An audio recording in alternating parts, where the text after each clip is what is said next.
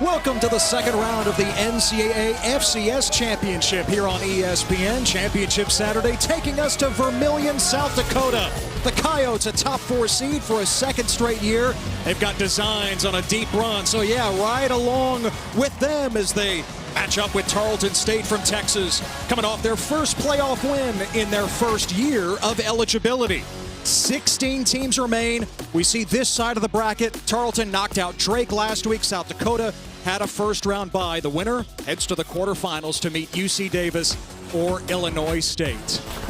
And hi there and welcome inside the DakotaDome. Tight squeeze here. We'll make it work. Ted Emmerich along with the 12-year NFL veteran, Super Bowl champion Barrett Brooks. As an offensive lineman, you'll love this. I'm watching game day this morning. Kirby Smart, Georgia's head coach, says this time of year is about blocking and tackling, and these two teams are built with that in mind. Fundamental football. This is what I call neck roll football. Run the ball, stop the run.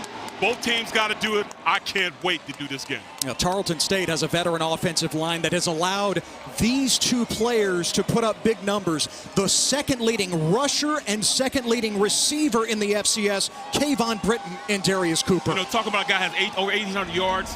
He is great because he's small in stats, but I tell you what, his patient running makes him a great runner, especially when he gets out in the open. I tell you, Kayvon Britton, I love the way he plays. Kind of plays like Le'Veon Bell with his patience, but 0 to 100 at the drop of a dime. Then look up Cooper. I tell you what, Cooper's one of those guys that he takes the top off the defense. Yes, they're going to run the ball, but then you get laxed, and then you put 8 in the box. Then over the top, here comes Cooper, and he's also a St. Louis guy like myself.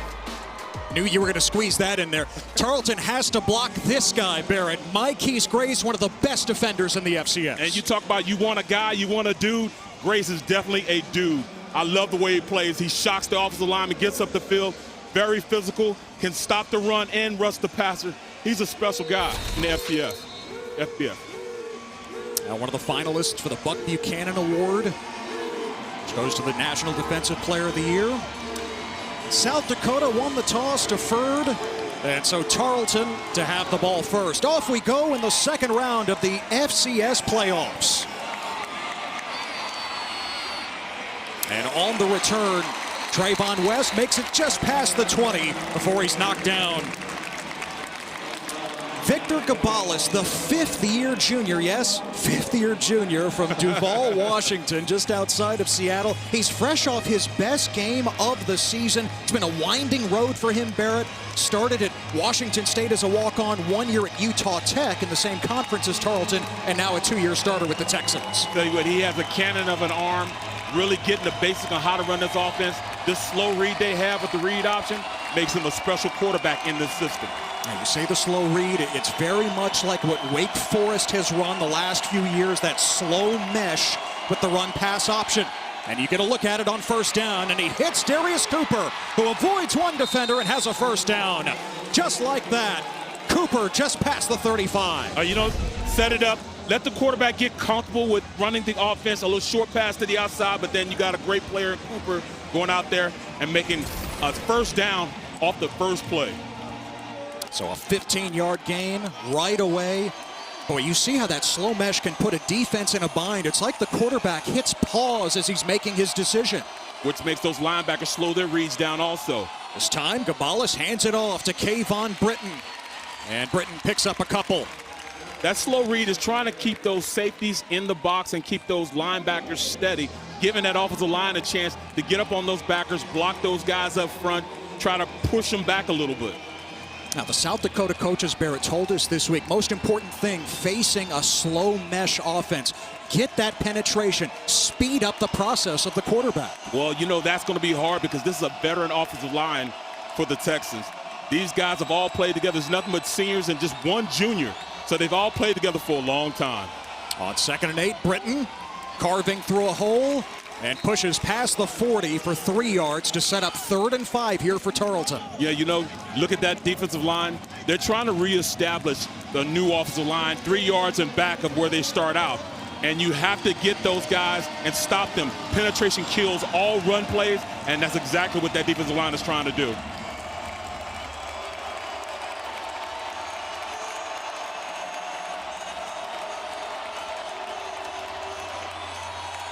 Gabalis finds Benjamin Omayabu for the first down.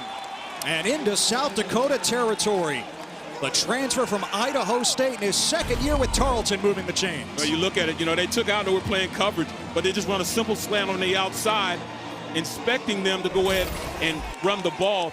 Great read by the quarterback, getting the ball out to his receiver for the first down.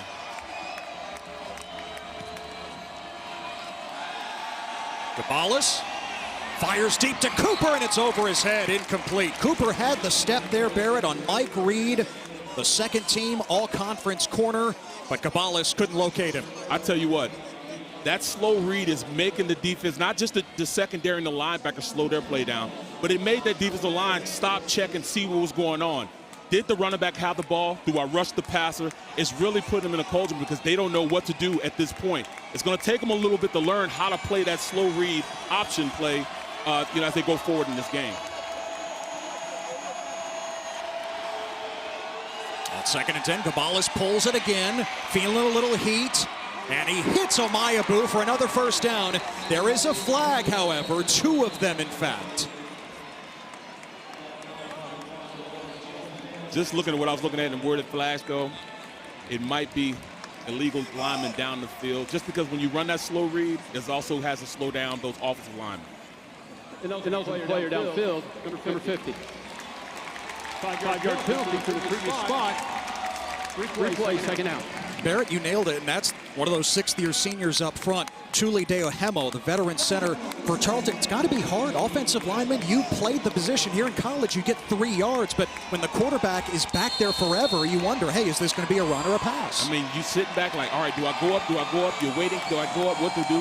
That's hard for this offensive line to really get. You got to practice that just to get the timing right on how to run that offense. Now to the pistol, the traditional handoff to Britton. And he gains a yard to bring up 3rd and 14. Now you talk about them running to that dude. Yes, they tried to run to Grace on that, and he just stymied the tackle right there on the line of scrimmage. Didn't give him an opportunity to get up on the linebackers, so he clogged up the hole, and it was an unclear read for Britton on the play.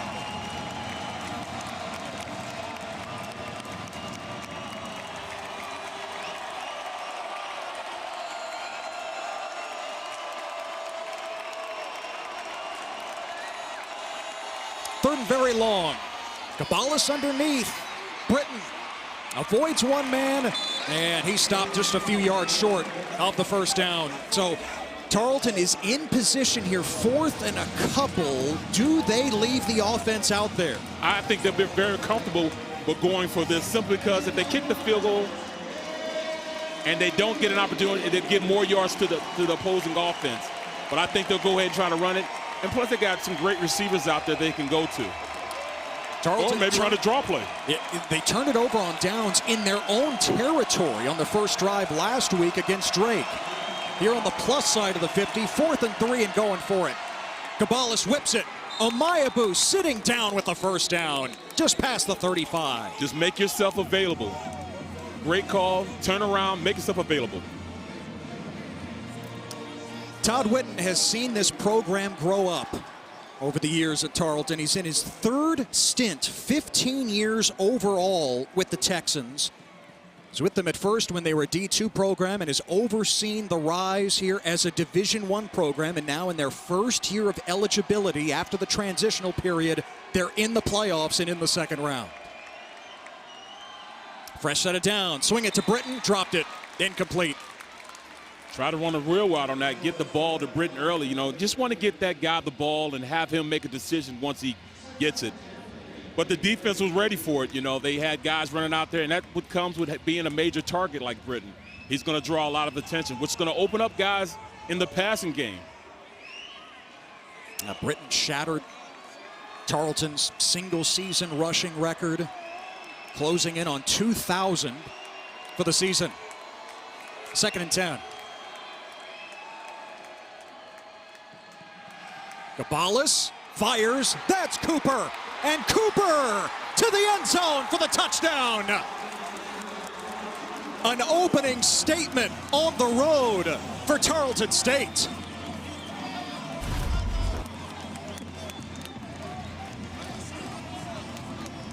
I love how they ran that slow read. Get it to you, your guy Cooper on the outside, and then he turns around, runs a great route. A little dig route, gets in the middle of the field, but then he just takes over. Talking about a guy that runs strong, has a strong body. That's exactly what Cooper does. So they convert on 3rd down early in the drive. They convert on 4th down later. And Gabalis to Cooper for 6. Great play. He's go out there and just outruns and breaks tackles. Touchdown.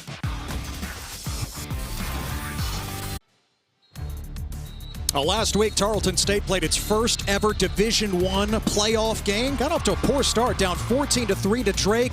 Victor Gabalis going to work. The touchdown to Cody Jackson. The touchdown to the player who has the first touchdown today, Darius Cooper. And Tarleton goes on to win 43-29. So how do you celebrate your first D1 playoff win? Like this.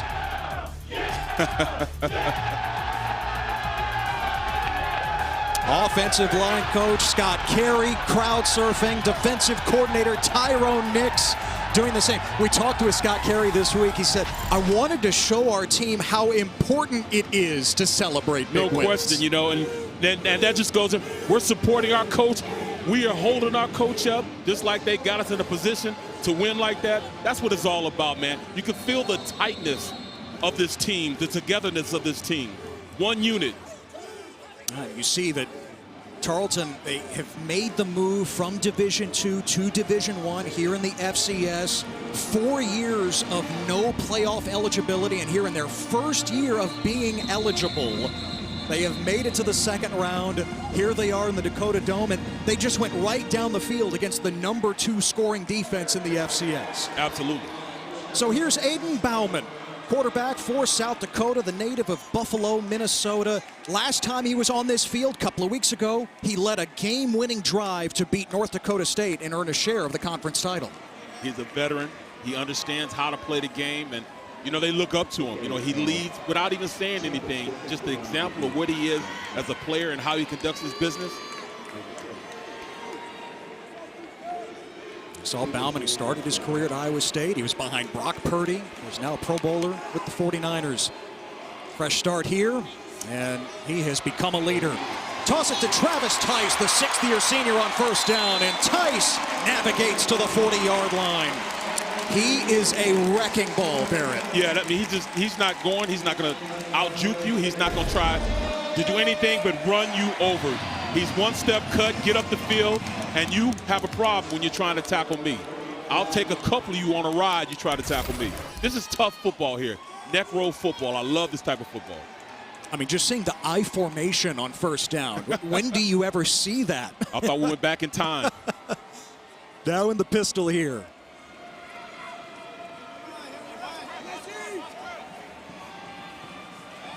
Fake it to Tice this time. Bauman slings it. That's caught by Carter Bell, South Dakota's all-time leading receiver. Back-to-back 1st downs for the Coyotes. Turn around, just a drag route going across the field.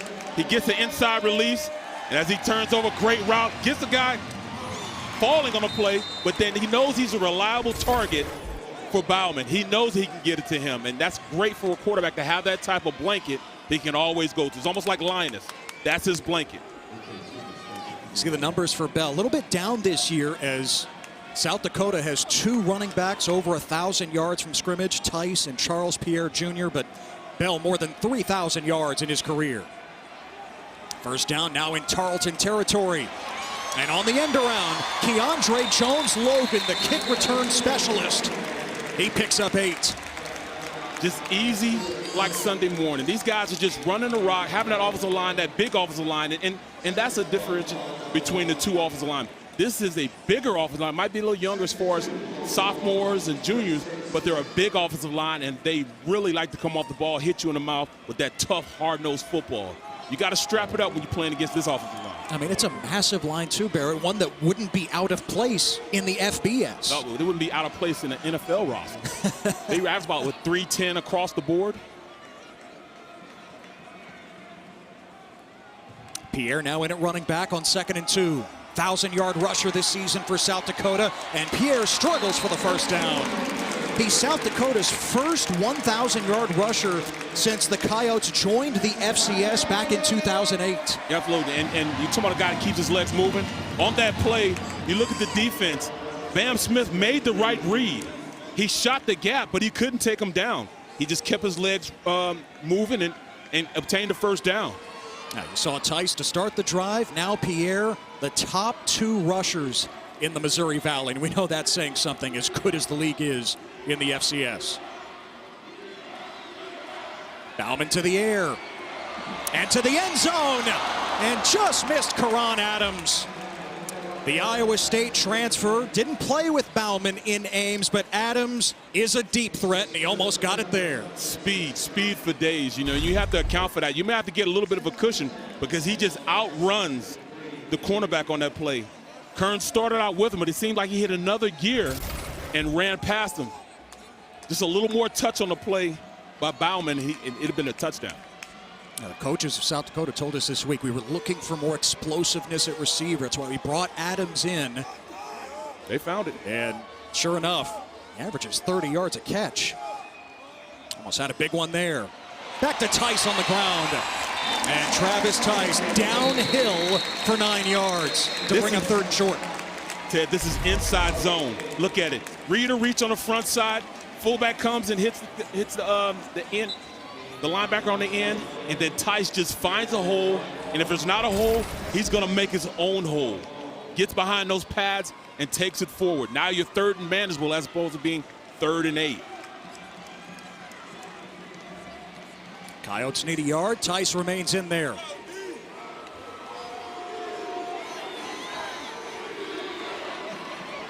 L.J. Phillips Jr. is also in. Now Bauman motions out. They call this their Q out package. Tice takes the direct snap, and Tice moves the chains right on the edge of the red zone.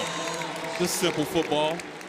Run a little wildcat. You know, the quarterback at this point, take him out of the mix. Put him out there, receiver. Now you have an extra blocker in. You have a running back who's used to the contact of running and getting the first down. That's just a great play call and great formation for them to use to obtain 3 or 4 yards on the play. Now, Josh Davis, South Dakota's offensive coordinator, told us this week, Travis Tice is no nonsense. That describes him as a runner and as a person. Hey, look at him, you know, one-step cut, going downhill. First down, Tice and Pierre in the backfield. It's Pierre charging ahead down to the 15. Picks up 6. You know, he just runs over the safety on the play. That's just basic fundamental football. They run inside zone, and the safety, Stewart, comes up in the hole. They had the numbers there. The number count was there, but he just imposed his will on the play, ran straight through the safety. Now it's 2nd and what, 4 now? Yes, sir. That's just easy football, you know. I mean, put your neck roll on. We're running the ball. You got to stop us. We don't think you can. Our big offensive line, we're coming off the block. See, the Yotes are one of the very best offenses in the red zone this year. They usually cash in inside the 20. On 2nd and 4, Tice trying to cut it back. He got denied there. And Tice did make it back to the line of scrimmage. That's just good football by the defense. Penetration kills run plays, and you watch, they are able to get up the field, get some penetration into the backfield, and then, you know, clog it up. Now he makes Tice stop his feet. That's the only thing about Tice. Tice gets going one way and he's going to go. He's not one of those guys that stop and start. So if you make him stop his feet, then you have an opportunity to really take him down and make the tackle. You saw Kyle Jackson making that play, the junior, transferred from Modesto Junior College in California. 3rd and 4. And once again, Bauman motions out. A little wild yoke, if you will, for Travis Tice, right to the line to gain the 11. And it's a first down. Love how they run this ball. Loving the schemes. I mean, it's almost as like, you know, you can just put anybody back there with the line coming off like they are. Man down for South Dakota here. It's the left guard, Jordan Larson, the sophomore in his first year as a starter. So, concern for Jordan Larson. Hopefully he's all right. Good to see him already back to his feet. We'll step aside.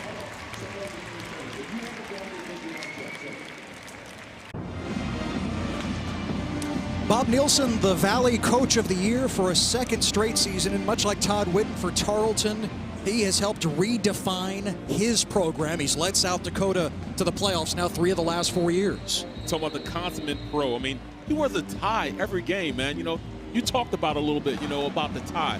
What's up with the tie? You usually don't see coaches do that these days. Well, he told us when he became a head coach for the first time, he's 29 years old at Ripon College in Wisconsin, D3 program. He's like, how can I look more mature to officials? So he wore a shirt and tie on the sideline, 29 years old. He says, it just stuck. Can't get rid of it now, He's 65 now.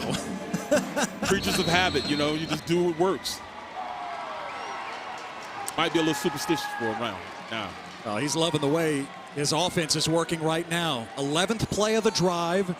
After Jordan Larson came off the field, Sam Cole's taking his place there at left guard. And first down just outside the 10. Pierre made it inside the 10 before he's knocked back. And he picks up a couple. Now, South Dakota fans want a flag there for a late hit, but it's a 2-yard pickup. Yeah, a little enthusiasm by that defense they're showing, trying to stop in this red zone. They would get penetration on the play.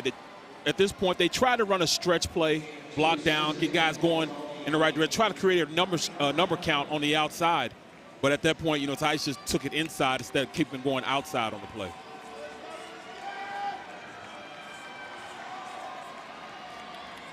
South Dakota is without their star tight end, J.J. Galbraith, for a 4th straight game. Suffered a shoulder injury against South Dakota State.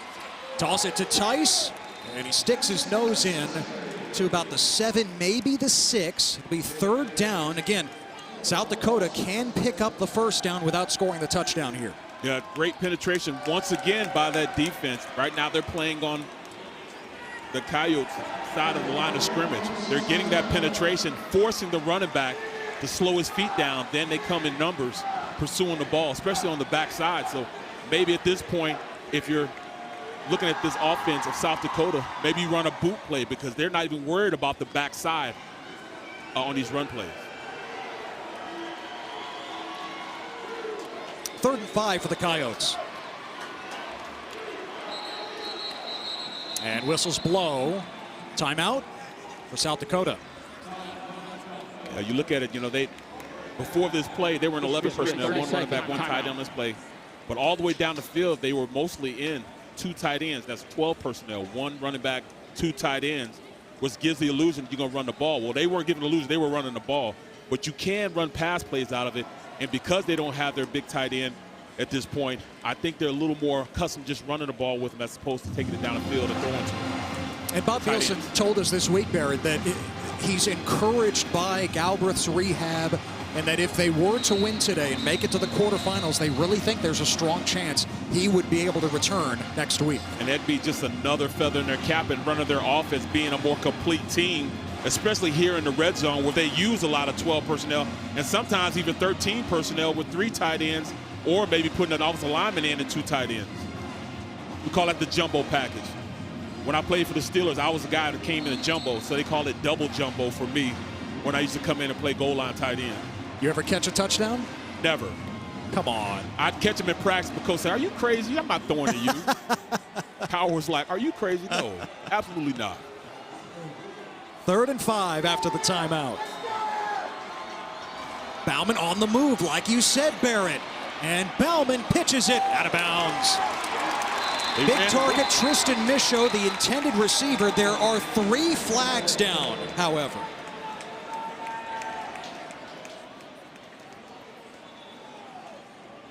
Kind of thought they would run the boot on the play. But I just would have thought they did it under center would give them the illusion that they were going to run the ball. Then you run boot to the right. Open it up a little bit. There are 2 fouls on the play, both committed by the offense. An eligible player, number 59 downfield. This penalty is declined. Pass interference, offense number 1. 15-yard penalty for the previous spot. We'll replay 3rd down. And so South Dakota hear the beep beep as they'll head backwards here. Big time, 15-yard mark off. Yeah, you got to stay disciplined. This is not one of the teams that do that a lot. They're usually a disciplined team. Now you see what Misho was doing there against Cassius Kearns, senior corner for Tarleton. And it's turned to 3rd and 20 for Bob Nielsen's offense. They need the 1-yard line for a first down. It's not 3rd and goal.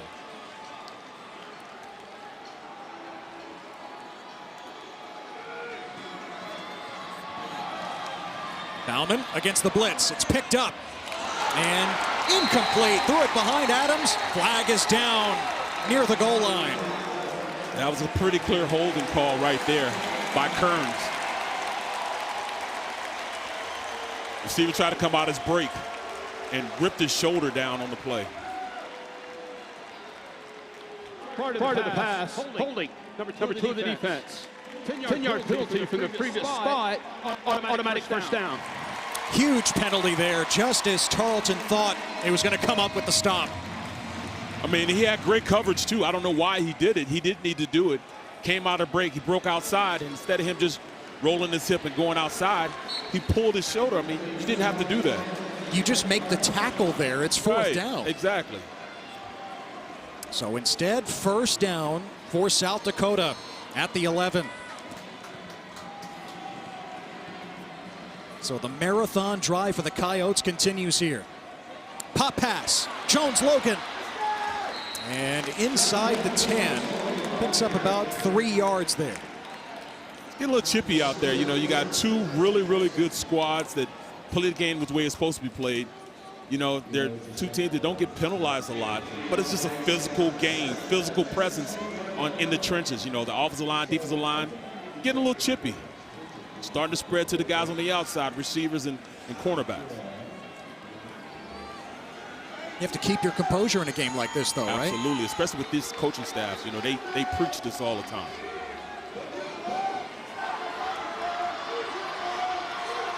Tice is the back. And he gets the call. Tice slicing down to the 1. And he should have the first down there, and he does. It'll be 1st and goal for South Dakota. Yeah, you know, I love the way they call it. The backside, they run zone play to the right, and he's able to pick a hole on the backside and cut it back, and then lower his shoulders and invite those smaller safeties and cornerbacks to tackle. Yeah, good luck. Yeah. List him at 215. He seems to run even bigger than that. Oh, absolutely. 1st and goal. It's Tice again. And he's in for the touchdown. The drive started with a run by Tice. The drive ends with a run by Tice. And South Dakota answers.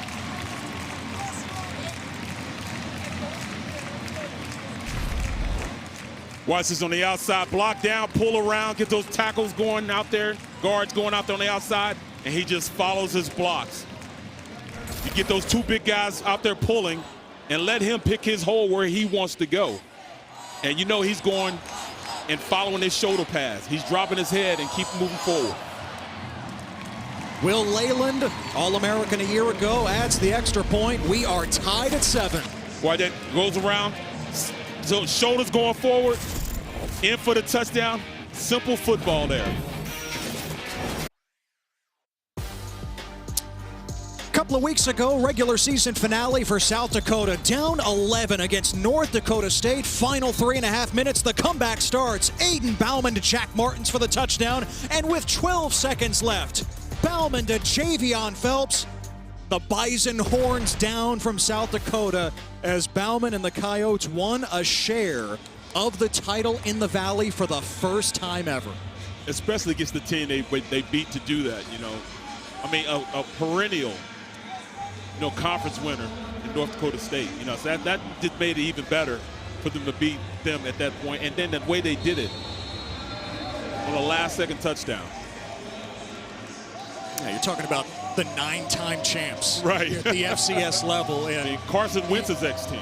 Right, and even if it's South Dakota State that has won the last 2, I mean, South Dakota was this close to knocking off both the Jackrabbits and the Bison this year. Absolutely. So that just goes to show the quality of the player they are.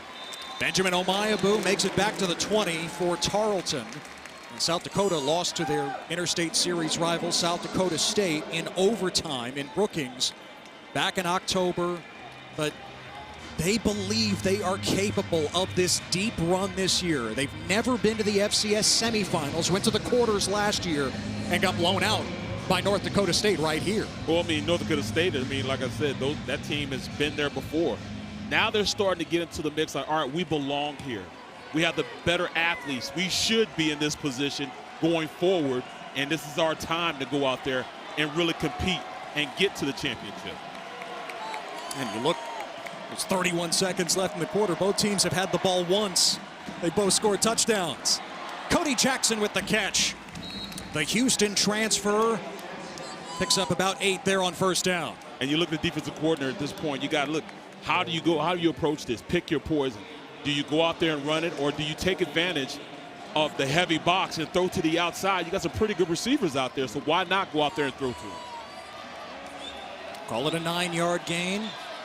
See if Tarleton snaps it here. They do. Maybe the final play of the quarter, and it's Kayvon Britton bursting through for the first down.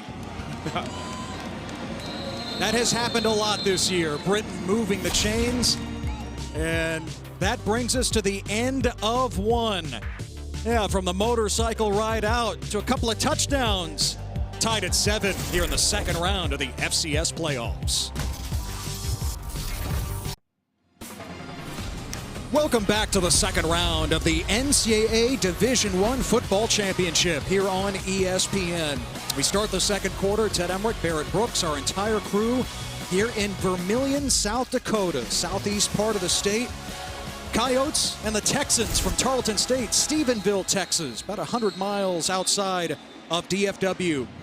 Even at 7, winner moves on to the quarterfinals to play either UC Davis or Illinois State. Barrett, both teams chewed up the clock. South Dakota more so certainly on their touchdown drive. Just the third possession of the game overall. Second time Tarleton's had it. You know, each team is trying to go out there and impose their will on the line of scrimmage, running the ball consistently. I mean, this is what football used to be back in the day. You know, it's like we're in a time warp on college football right now. Usually everybody's throwing the ball around these wide open offenses. I like the fact I see more than 2 tight ends on the field sometimes. So Tarleton runs it here with Kayvon Britton. Second leading rusher in the FCS coming in, and he is closing in on overtaking Targi Lamson of Southern Utah for the lead in total yards on the ground this season. Lamson and Southern Utah did not make the playoffs. You see the numbers. Britton's going to move past him today. The mere fact we're talking about over 1,900 yards by a college football player that's only been in 10, 11 games is simply incredible. Simply incredible. Only twice has he been held under 100 yards in a game. Caballas to the outside, and Jackson with the catch, but not much there as he's wrapped up by Roman Tillman, the redshirt freshman corner. It's 3rd and 2. And Coach Nix, the defensive coordinator, at this point, you look at how they're running this defense. They have to make sure they play tighter on those receivers if you're going to keep that many people in the box, or you got to spread it out, go 2 high safeties, and make sure that defensive line can't stop the run. If they can stop the run and with a 2 high safety, it'll be a tough day for the Texans on the ground. It's 3rd and 2 for Tarleton. Britton finds some space and the first down to midfield. You love Kayvon Britton's patience in the hole. I do, because if you look at it, he's able to stop his feet, get to the hole, stop his feet, redirect, find the hole, and then explode out. That explosion right now, really, that's why I compare him to Le'Veon Bell. He can start and stop at the drop of dime. In fact, I do Eagles football also. He's got that same type of patience and explosiveness that I've seen with the Eagles running back, Saquon Barkley. Britton again. And Britton slithering through the hole inside the 45. He started his career at Arkansas Pine Bluff. He was first team All-SWAC, enters the transfer portal, and Tarleton State was the only school to offer him. Sometimes you want that chip, that chip on your shoulder. You want everybody to downplay you. That way you have the Rock of Gibraltar on your, on your shoulder as you go forward. You want to prove to everybody that they made a mistake. And with that run, Britton has become the leading rusher this season in the FCS. Caballas pulls it and wires it to Cody Jackson. Jackson able to slip free. It's a touchdown. Jackson was hog-tied for a second. He's able to step out of the tackle and make his way to the end zone. All it is one-on-one on the outside. Linebacker stopped, and you ran the ball so successfully that you see on the outside, this is a double move. Makes him bite. That safety can't get over fast enough, but you got to make the tackle. If you don't make the tackle, that's what happens. He goes for 6. You're the last line of defense when you're a safety, and when you don't make that tackle, it's hard for you to really have everybody else come help you on the play. Sophomore Corbin Poston adds the extra point. Tarleton State surging in front with Cody Jackson. Great play on the outside. Double move. Touchdown. Big play for Tarleton State.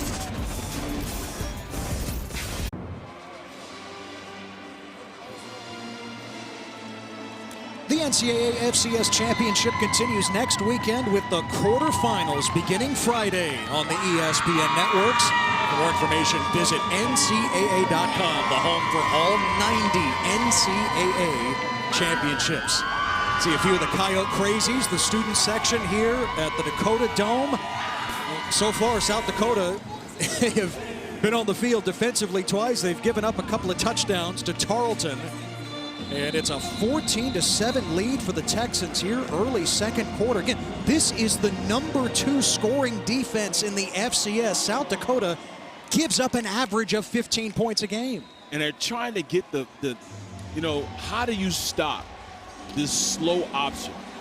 I mean, when you see it, you don't know whether to pass rush, you don't know whether to get the field stop the run.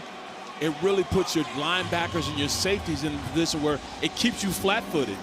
I mean, it's almost like you can't go out there and react. You want to react. You want to go out there and make something happen right then and there. But it stops you from doing that because you don't know what you're going to be doing, whether pass rushing or run stopping. One time South Dakota had the ball. They marched at 75 yards in 15 plays and took 9 minutes off the clock. Bauman faking the reverse. And, was that pulled in? Looks like it was. Travis Tice, full extension at the 42. Oh, he can do more than just run north and south. Great catch on the outside. Jumps up, extends his body. Watch him tap that little knee. Oh, there it is. Taps the knee in. Touchdown. I mean, not touchdown, but first down on the play. A 17-yard pickup for Tice.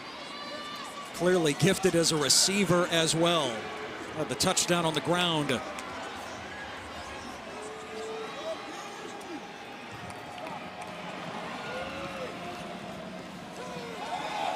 Fake it to Tice. Bauman. It's Tice again, this time in the flat. And Tice has another first down. And what they're doing, they're throwing, trying to get him out, get that extra defender out the box. We want to run the ball, but if you're going to give it to us, we have good enough athletes on the outside to catch and be great receivers. You can't just leave those defenders in the box and think we're just going to sit back and let us bump our heads against the wall just trying to run the ball with 8-9 men in the box. You're going to have to take somebody out to cover these receivers, somebody over the top to make sure that we can, extend this field a little bit, take the top off. Pierre the back now. First down in Tarleton territory. And give it to Pierre. Alley opens up, and Pierre takes it close to the 40. You see on that play, when you have a safety coming down to make the play, that means that safety's looking at the run. He's getting a little nosy. That's why you're able to go over the top and get the big plays over the top. When those safeties start getting a little nosy, those are the last line of defense for these defenses. And when you allow that to happen, it really opens you up for the big plays on the outside. Barry, you can see South Dakota is built like their Dakota rivals. We talked about it, won a lot of national championships at the FCS. A big offensive line, the running game, the efficient passing game as well. Gives you the opportunity to compete in this conference. Evan Cremascoli in at quarterback. They have a package for him. This is why. Ultra mobile. Cremascoli, the transfer from Northern Illinois in the MAC, picks up the first down. And you know, you're not going to call it a wildcat, but he has good enough abilities as a runner that you can't say, no, I would say most quarterbacks have functional mobility. He has more than that. He can go out there and run and make plays with his feet. Once he ties it to his arm, it's going to be even better. Spent a couple of years as a walk-on at Northern Illinois. In his first year with South Dakota. Bauman back in. Tice trying to turn the corner and runs into a few white shirts there. No gain. And you watch that. See how many white jerseys are 3 yards or more in the backfield, which puts you in position really to stop the run. And that's exactly what they didn't want to see.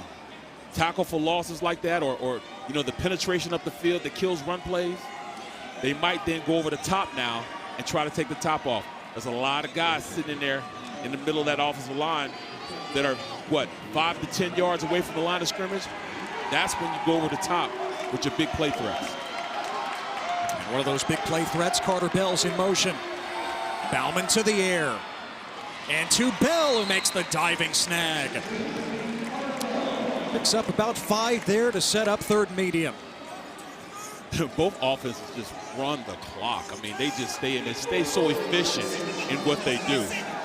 Keeping the ball in their hands, allowing their defense to have a rest while they just, you know, just format their own little run game, passing game, and keeping that defense on the field. Not even really allowing them to change their defensive formations, things of that nature, because they keep these guys going. 3rd and 6 for the Yotes.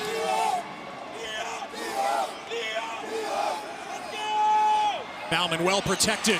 He hits Bell in stride. And Carter Bell's inside the 15. South Dakota converts on 3rd down. Such a good slot receiver. I mean, he's a little slant play, gets in the middle of the field, but he's elusive after the catch. That's what makes him so dangerous. You can't just go up there and think you're just going to run through him. He has enough of that wiggle that he can make you fall on your face and take it the distance. Coach has said this week he is our it guy in the pass game. I like that. He's the it guy, yes. And he's a guy that has everything you want, all the intangibles. That's why they put him in motion a lot, so you can't just put somebody on him and have him beat him up the line of scrimmage. First down at the 13. It's Tice charging ahead. And down to the 7. Gain of 6. He takes guys for rides. Takes guys for a ride there. He took Kearns for a nice little ride for extra 3 yards on the first down play.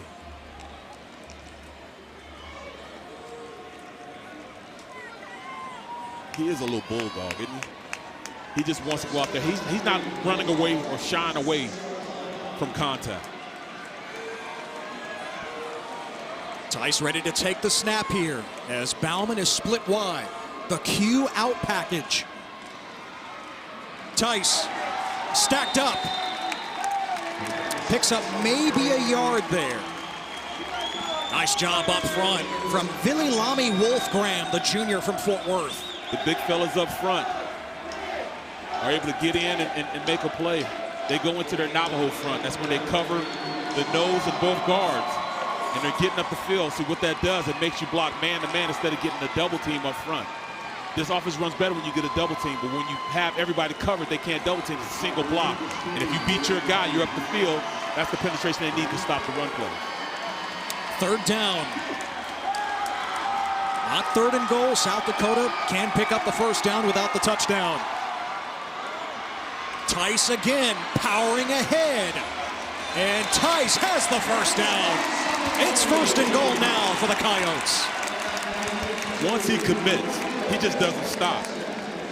Only on the field is forward progress to stop. First down. Yeah, so Jeff Page, referee, said maybe he didn't make it all the way to the 2 where he ended up. Forward progress stopped at the 3. Got the big fella offensive lineman trying to pull him into the end zone.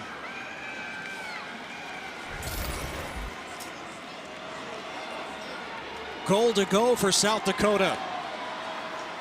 And back to the wild Yote. Tice the direct snap. And he is ruled down short of the goal line. Inside the 1.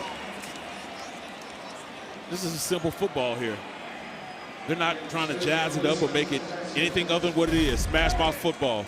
Inside zone, allowing him to pick whether to go front side or back side. Get enough of those guys going in one direction and just get in behind his pads and hit the line of scrimmage going forward. Who else could possibly touch the ball here now? 2nd and goal inside the 1.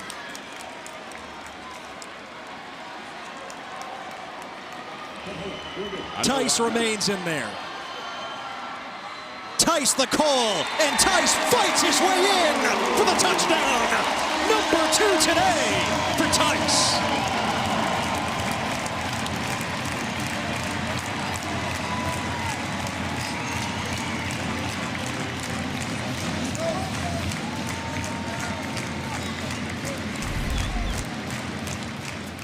There you go. He is the starting middle linebacker. That's Sterling, the starting middle linebacker, meets him in the hole, and he wins on that play, going into for the score. And another clock-eating drive for South Dakota as they respond and tie the score. Twice as nice for Travis Tice. There you go. Great play. Get on the outside, follow the offensive line, and just run over the middle linebacker for the TD. Yeah, so the coaches describe Travis Tice as a no-nonsense runner and as a no-nonsense guy. Just punched in his 2nd touchdown run of the day to tie the score. Josh Davis, the offensive coordinator, told us this week, Barrett, first time he meets Tice last year, he's just so intimidated by him. I really couldn't figure him out at first. Now he's one of the favorite players I have ever coached. He absolutely has to be, man. I mean, if you tell him to do something, he'll probably run through a brick wall. Say, go run through that brick wall. He's gonna run through the brick wall. He's that type of intensity type of player.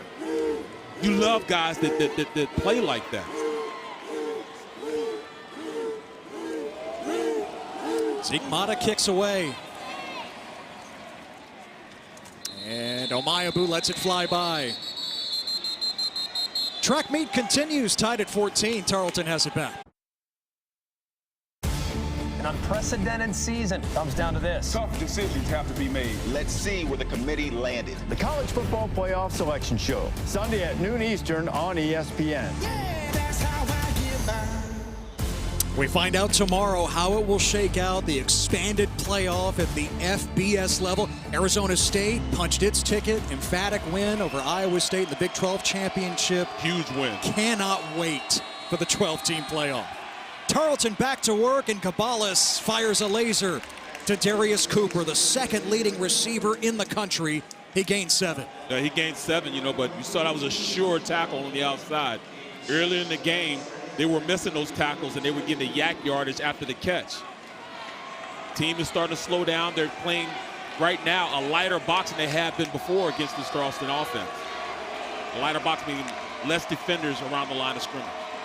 Let's see if Tarleton adjusts with the run. It's Cabales keeping. Doesn't do that often. Trying to turn the corner, and it'll be 3rd and short for Tarleton. I mean, 3rd and short is good when you talk about a team like this who has the running capabilities with this veteran offensive line.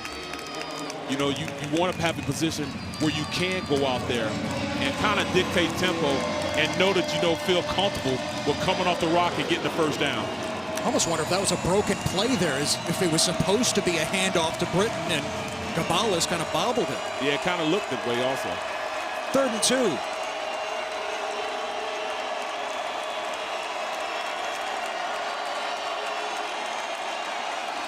And movement up front.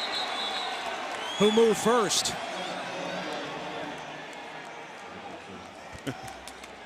Ted, back in the day when I was playing, I can remember if I jumped like that, they would throw the flag at me.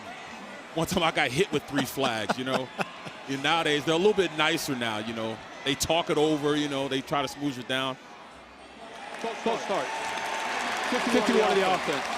5-yard penalty remains 3rd down. There you look, you see him rocking back, he's like, oh, snap it, snap it, snap it, snap it, snap it. So you're like, oh, man, you can see he was going to pull on the play. But I can remember he's hitting it, and all I could do is look over the sideline, and I see Coach Cower, and he's just snarling at me, waiting for me to come to the sideline. That's kind of how he looked all the time, though. Oh, yeah, you're right. Yeah, you're right. Well, 3rd and 2 has turned into 3rd and 7 for the Texans.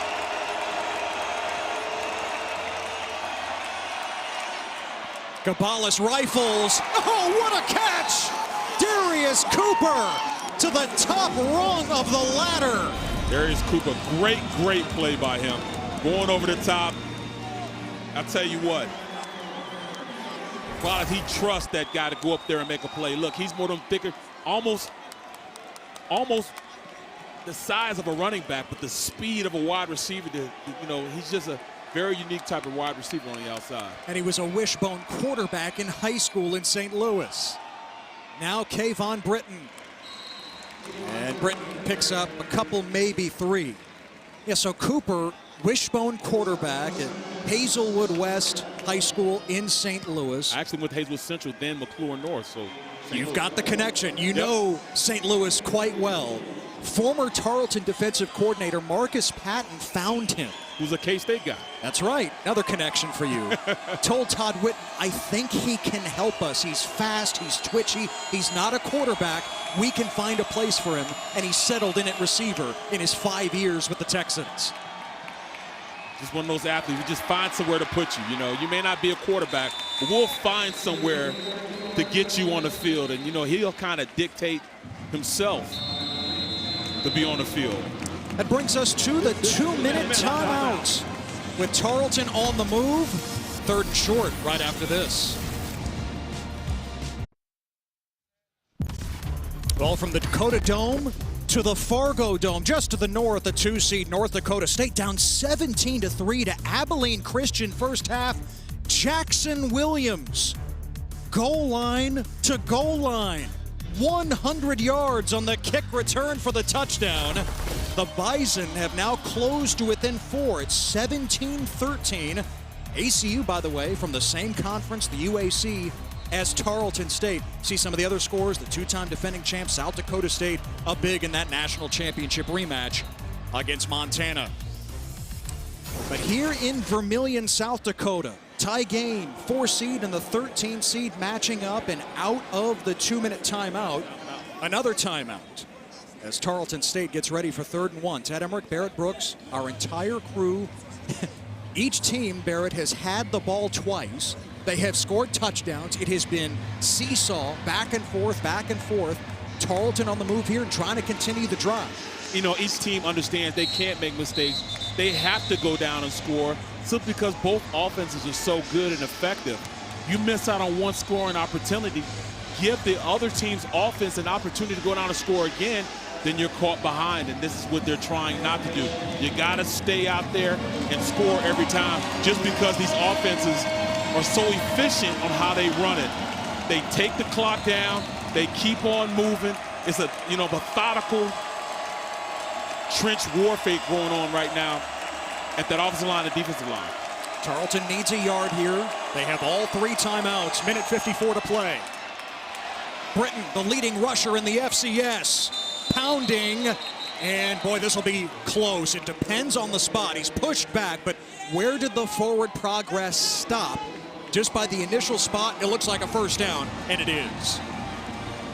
Got to keep it going. Got to keep it going. The big guys up front got to move the pile. That time the defense actually stood them up. They stayed there, and then, at that point, you look at it. I just thought Britton just put his head going forward and got the first down. South Dakota will have the ball to start the second half. Tarleton in USD territory here. And again with all 3 timeouts. Cabales whips it. Omayabu with the catch. And stepping out of bounds to stop the clock inside the 25. That's a great read by Cabales. He sees where the blitz is coming from. He throws to the blitz, which gives you the opportunity, because once somebody vacates, you throw where that guy just vacated from. And that's exactly what he did just then. 19-yard pickup there. Boy, Cabales just looks right at home here in the playoffs. Season high 337 yards last week and a couple of touchdowns, and as you see, his numbers today have been sparkling. Britton, man, the patience again. It's like every handoff, Britton is just waiting for the play to develop. He picks up 3 here as we hit a minute. Yeah, you know, you're looking at the defensive, the linebackers. They're frozen just like he's frozen until he makes a move on the play. And it's imperative that they go down and score because they got the ball first. So South Dakota comes out and they got the ball next. Wallace keeps it, whips it to the end zone. Darius Cooper comes down with it for the touchdown. His second, Cabales' third. Tarleton fires right back.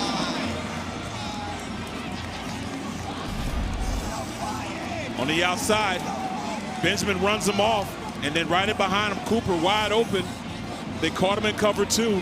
So the cornerback kind of squatted, but on cover 2, you can't do that. You have got to make sure when you have a 9 route, it turns into man. You got to go one-on-one at the receiver on the outside. And they caught that cornerback peeking, and he was able to go score on that play with the 9 route.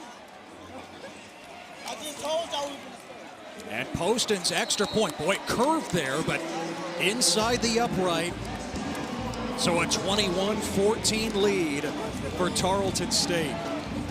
Yeah, I mean, that was a great play call. They stressed that safety, and the safety guessed inside, so he guessed strong on the play instead of staying in the middle and allow Cooper to go on the backside and wide open on the play because the cornerback squatted a little too much. You just got to carry that receiver for the entire. If he goes up the field, you got to follow him up the field, and at that point he didn't do it, which allowed that safety not enough time to get over.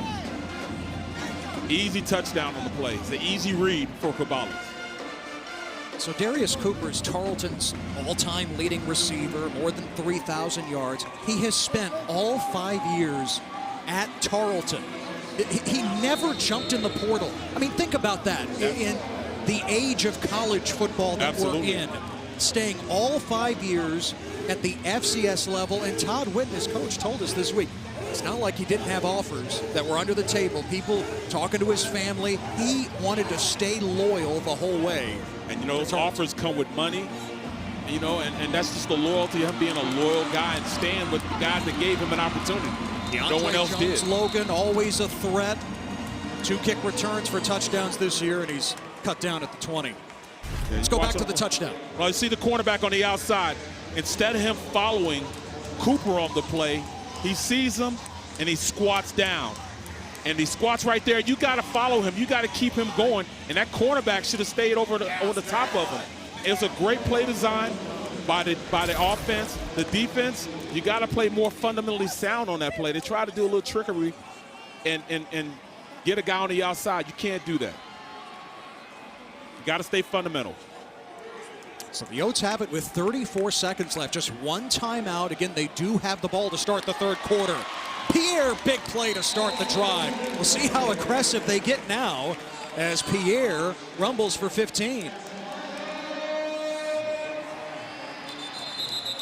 And South Dakota right back over the ball and a man down for Tarleton. It's Brandon Tolfert, their best defensive lineman. That'll be a big guy that he needs to stay in. You know, I hate to see that. You know, a guy going out there and giving his all on the field.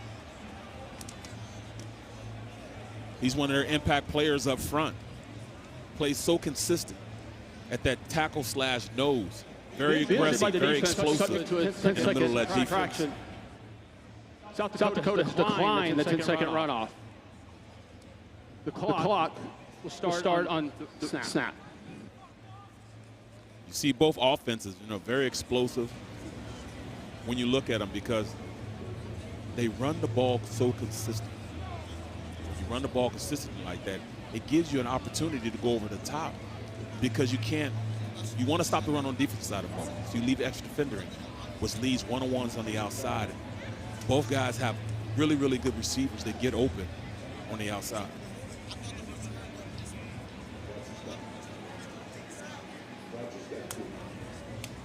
Tolfert's a really good player. Really good player up front. He's the centerpiece in that defense.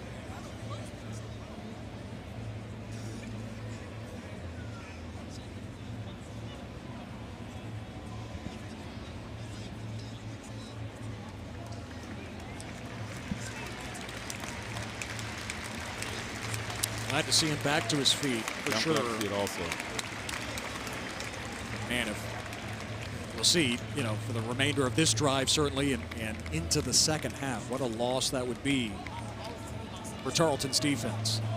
And Coach Tyrone Nix said, you know, he's that centerpiece. He's that guy in the middle that they rely on to stop everything in the middle of that defense.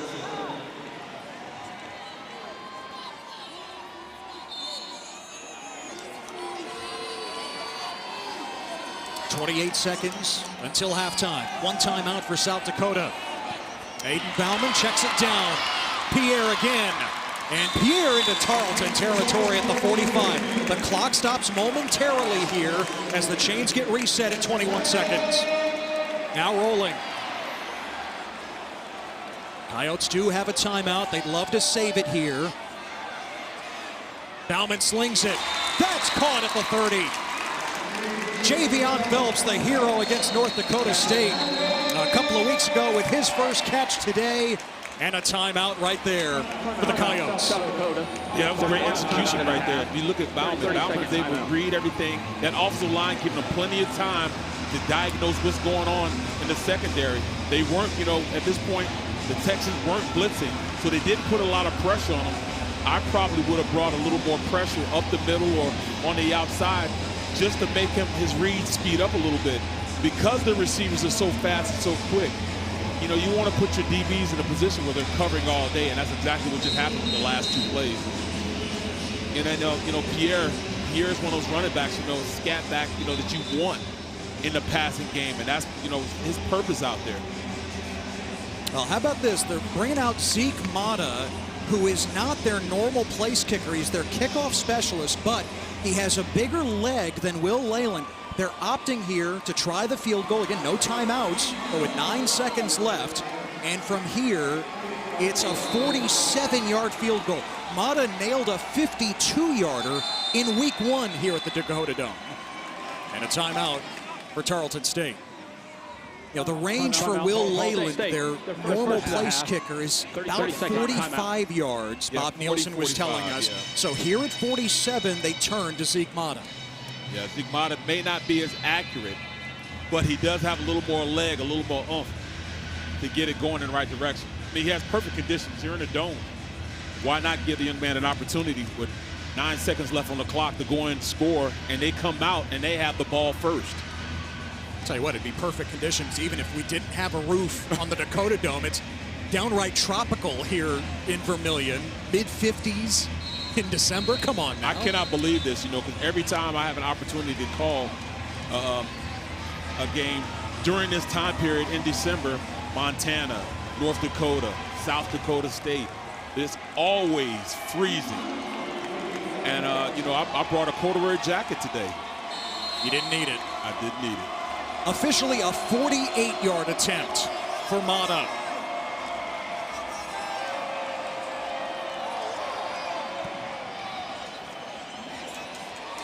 And Mata, plenty of leg, but offline. Missed it to the right. That's huge for this Texans defense. He hooked it a little bit on the play. That was big. Going into halftime 3 up would have been big for this Coyote offense. Could have cut the deficit to 4. Instead, score remains 21-14 in favor of Tarleton. Against, like you said, Barrett, South Dakota will have the ball coming out of the locker room. But what Bob Nielsen is probably going to discuss quite a bit is how do you stop this Tarleton attack? Yeah, they've got to figure out how they're going to approach this. Wallace takes the knee. 3 touchdown passes from Gabalis here in the first half. And all smiles for good reason. On the road in the second round of the FCS playoffs, and Tarleton State has the lead.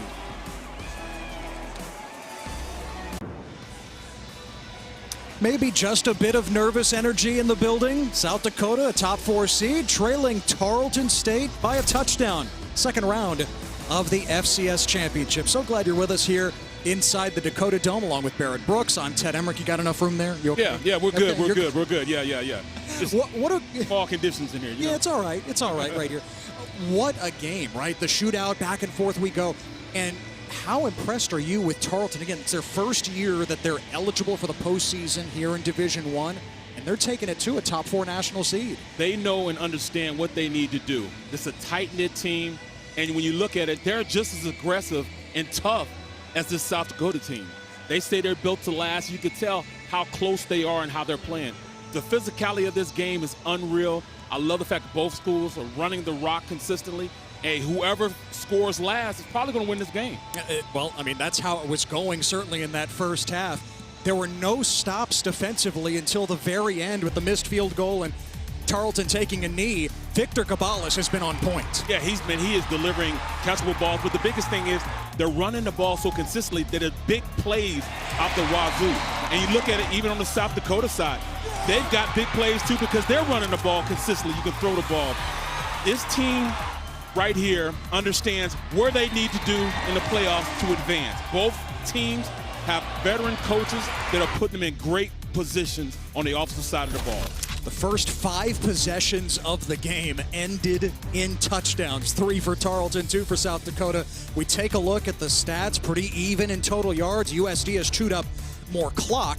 Both teams so efficient. You see the third down numbers as well. Yeah, the efficiency of, and both teams do not care about going forward on 3rd and 4th down consistently because they run the ball so consistent. Both offensive line are veteran offensive lines, and South Dakota has this huge mammoth offensive line, and then the consistency having an older, more experienced offensive line for the Texans. I mean, both sides are playing great.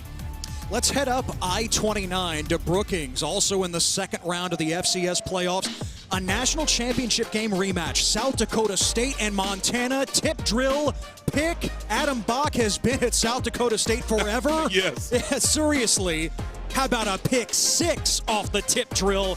And the Jacks in full control there at home. How about also in the Valley, the number 2 seed, North Dakota State, the 9-time champs, down 17-3 early against Abilene Christian. Touchdown pass from Cam Miller to Raja Nelson as North Dakota State takes the lead there at 20-17 at the break. The veteran team out there showing this younger team, that Abilene Christian, that, hey, we're still the big dogs in this playoff system. Now you see this side of the bracket that includes the Bison and the Jacks, a 2 seed and a 3 seed, respectively. On the other side of the bracket, that's where this game is. So the winner of this one will play either UC Davis or Illinois State. They are underway just west of Sacramento. UC Davis out of the Big Sky at home. That game tied at 7. Yeah, and then you look at UC Martin. I thought they'd be a little more competitive against Montana State, but Montana State, hey, we're used to this. We've been here before. We do this. Undefeated are the Bobcats with touchdown Tommy Malott. Might have to rename Victor Cabales touchdown. He's got 3 of them. Tarleton with the lead. Second half is next.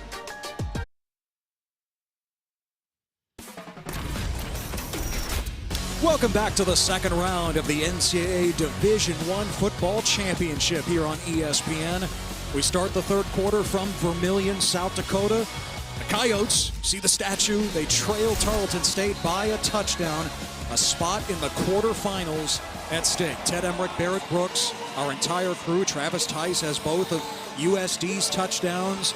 Victor Cabales, 3 touchdown passes for Tarleton. South Dakota, we were talking about Bob Nielsen, their head coach this week, and they have been here before in big games. A couple of weeks ago, they're trailing late against North Dakota State. Said what has amazed him about this team is their resilience. The belief never wavers. They got to draw on that now. I mean, look at it. This team has been experiencing being in this playoff system for so long, but not reaching the ultimate goal of getting to the finals. And they believe this team is a veteran team, and they can beat just about anybody in this playoff system. So, yeah, they're ready. Coyote ball to start the second half. And the fair catch, which will bring it out to the 25. Let's compare the quarterbacks. I told you that Cabales has the 3 touchdown passes. Man, he has been on target today. running that slow mesh option offense for Tarleton State. Hayden Bauman's been really good too. Of course, South Dakota relies so much on the run game. Yeah, you know, I mean, both teams have really taken advantage of both defenses, you know, and I'm surprised by that because both defenses are great at creating turnovers, stopping offenses, and both offenses have been able to do basically what they want to do against these defenses they're playing against. So South Dakota starts from the 25. They had touchdown drives that lasted 9+ and 7+ minutes in the first half. Tossed to Tice, and he's submarined. What a play in the backfield by Blake Smith, the junior safety. Right, you know, and I mean, you talk about everybody in the box. Watch it. They have 4 down linemen and safety on the outside with a linebacker out there. There's essentially 9 guys in the box versus that personnel package, which is a big personnel package for South Dakota. Remember, that toss play went for a big gain to start things for South Dakota in the first half. I think they went to the well too much on that play. All 6 yards there, 2nd and 16. Bauman heaves it down the seam for Adams, and it's underthrown and incomplete. Ooh. And Adams can fly, and Bauman just didn't give him enough to work with. I know, man. Adams is just so fast, and you know he splits the coverage on the play. He outruns the corner and beats the safety over the top. He just needed a little more oomph, you know. Bauman needed a little bit of oomph on the pass play. Get it over the top. Let him run under it. That is a huge, huge play they wish they had back. Now the Coyotes are staring at 3rd and 16. They converted all of their 3rd downs, but you see what they needed on average in the first half. 10 personnel. No tight ends, all receivers. Underneath Tice. A spin, and he made it to the 30. He needed 5 more yards there. It's 4th down, and for the first time today, we're going to see a punt. From either team. Yep. The first time we've seen a punt. The Texans come out, great series on defense, but it was all predicated and all started by that initial penetration up front and stopping that run play, making it 2nd and what was it, 14? 16, as opposed to it being 2nd and usually at least 4 for this offense. Sophomore Tyler Ebel is the punter. Caleb Lewis sees it soar over his head. And South Dakota downs it at the 15. It's the first time this Texans offense have been not past the 20-yard line. So let's see what they can do here. Can they execute offense? Can they go? Was it 75 yards on this play? Well, I'm sorry, 85 yards. 85, there you go. 85 yards on the play. It's all right. You got the degree from Kansas State. There's too much math. Absolutely. Don't worry about it. You know, being an engineering school, you would think that I would be better at that. But that wasn't your major, though. Hey, man. Too many hits in the helmet. So after the 50-yard punt by Ebel, Caballas and Tarleton set up shop. Britton took over the FCS rushing lead in the first half, and he picks up 4 there. So 42 yards on 11 carries for Kayvon Britton today. Back to basics, running that slow zone read, you know, and as he's reading it out, a 4-yard run is still a good run considering how they run this offense. They run that 3 times, that's a first down.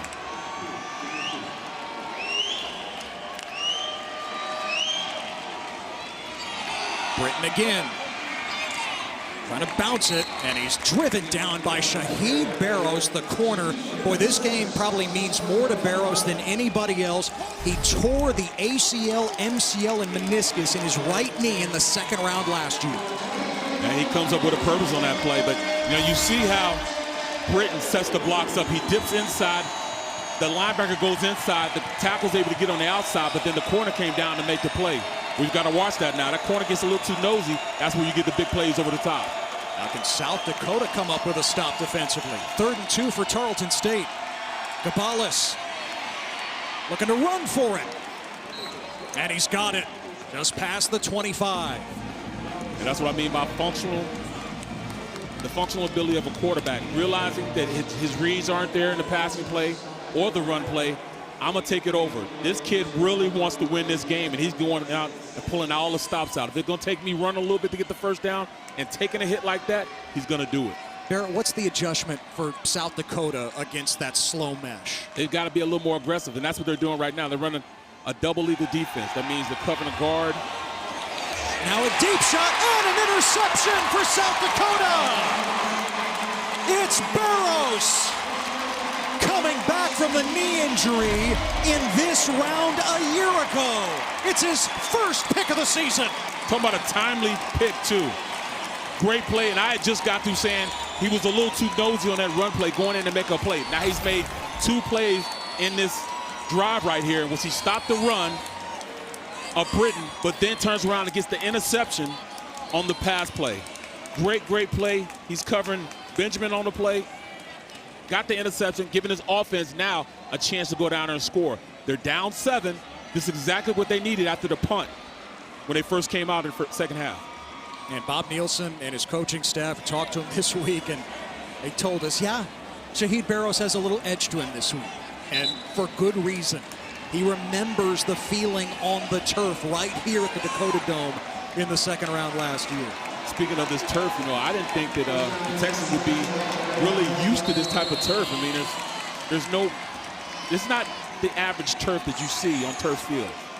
I mean, they don't have the rubber pixels in it. They don't have that, so it's a little different. It's like a thick carpet. You think of the old AstroTurf, and it's not that. It is not basically concrete. It is thicker and maybe a slower track than Tarleton is used to.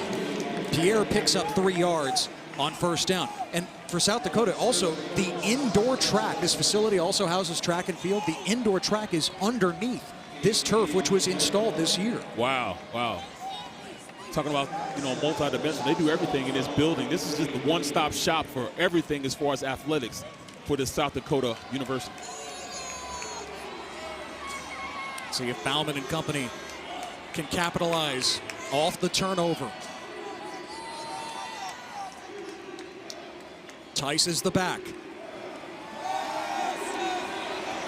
Bauman. Bobbled. Oh, did he catch it? After all, think he did. Javion Phelps was able to secure it just past the 45 to bring up third and about 4. Great concentration. Bauman goes to his reads, gets it to him, but hey, he keeps his eye on the ball, able to pull it in at the last second. I mean, that's a nightmare playing out in his head. That probably feels like an eternity as he's trying to come up with the ball. Oh, all right, I got it.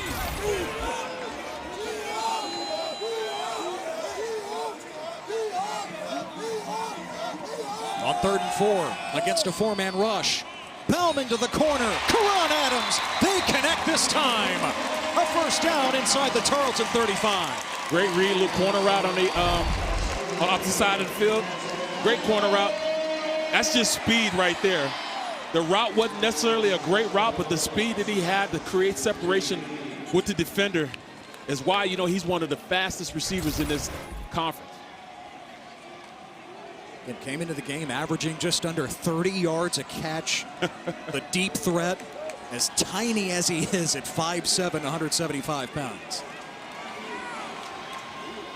Picked up 21 there. Jones-Logan in motion, gets it on the reverse. And Keandre Jones-Logan stopped after a short gain of 3.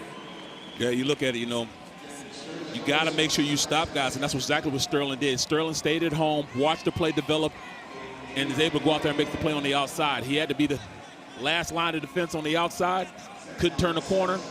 He made the play.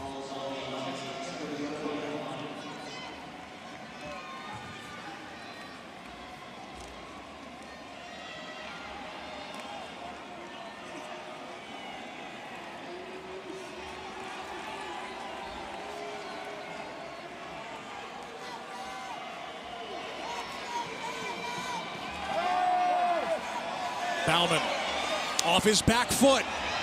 And incomplete. He wanted Adams again. I think it was a little incidental contact on him on that play, and I think that's why they didn't throw the flag. Also because the ball was high on the play. But, if you look at the adjustment, that the Texans have done. Instead of playing their tackle in the nose in a 3 technique, they are running 2 wide tackles. I mean, the tackles are almost, they're in the gap of the center and the guard, and then the defensive end on the outside of them, which is allowing them now to get up the field a little bit. You may be able to run in the middle, dead set in the middle, but you won't be able to run on the outside with that lineup, initial lineup. 3rd and 7. Bauman again well protected, hits his target. Phelps has it with a first down inside the 20-yard line. Bauman reading the defense, getting it to his open receivers. If you look at it, you know, this Texans team, they're letting guys run in the middle of the defense right now. You know, and that's usually not where you want to take a chance at, because that's where all the hands are. That's where you usually get balls tipped. But they're taking advantage of the interior of that Texans defense.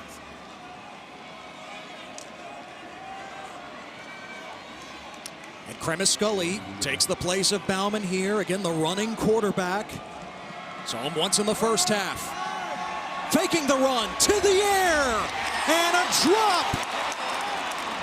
Keandre Jones-Logan had the ball slip through his hands. Oh, he wish he had that. Great read, had the fake run. Oh, it's in his hands, you know, and then, you know, when you get to the NFL, if it touches your hands, it has to be a catch. That should have been a catch. He should have pulled it in. I love the play call that they just had right then. Love the play call. They faked the run by the running quarterback, and he gives a little touch pass. Very catchable ball. Should have been a touchdown. You were calling for it in the first half when we saw Cremascully. Yeah, you have to. Make that run. Almost worked.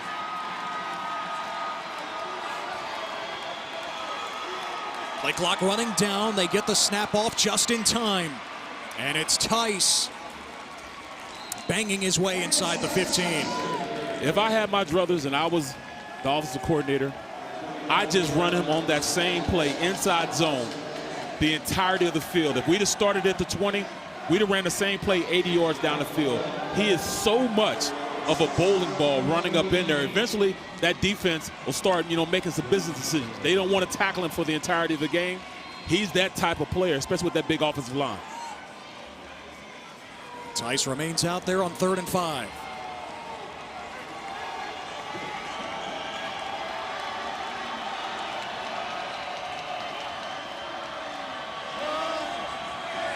Bauman zings it. Bell has it. And Bell taken down short of the line to gain.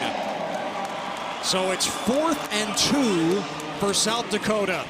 That was a great play, great defensive play on right there. I mean, that's their big play guy. He's the one that always goes and makes the play. So what do? You take Bell, you stop him, you stop the offense on those, you know, 3rd and long. How about this, Barrett? Offense remains out there here on 4th down. It's just the 5th time South Dakota has gone for it this season. They feel like they need 7 here. The pop pass. Jones-Logan turns the corner, and he's got the first down. Got the first. Speed kills, gets to the outside. They just had one less defender out there. You got to make sure you make the play. Smith was out there. He was in charge of being the last line of defense on the outside. You can't let him turn the corner. He didn't make the play. They get the first down. Man, that's got to feel good, too, after Jones-Logan couldn't come up with it in the end zone. He's able to extend the drive here. 1st and goal. Tice action. Jones-Logan in motion again. Fake it to Tice. Bauman. Back foot. Oh, dropped and caught. Did Jones-Logan come up with it? He did. A tip drill touchdown for Keandre Jones-Logan. How in the world?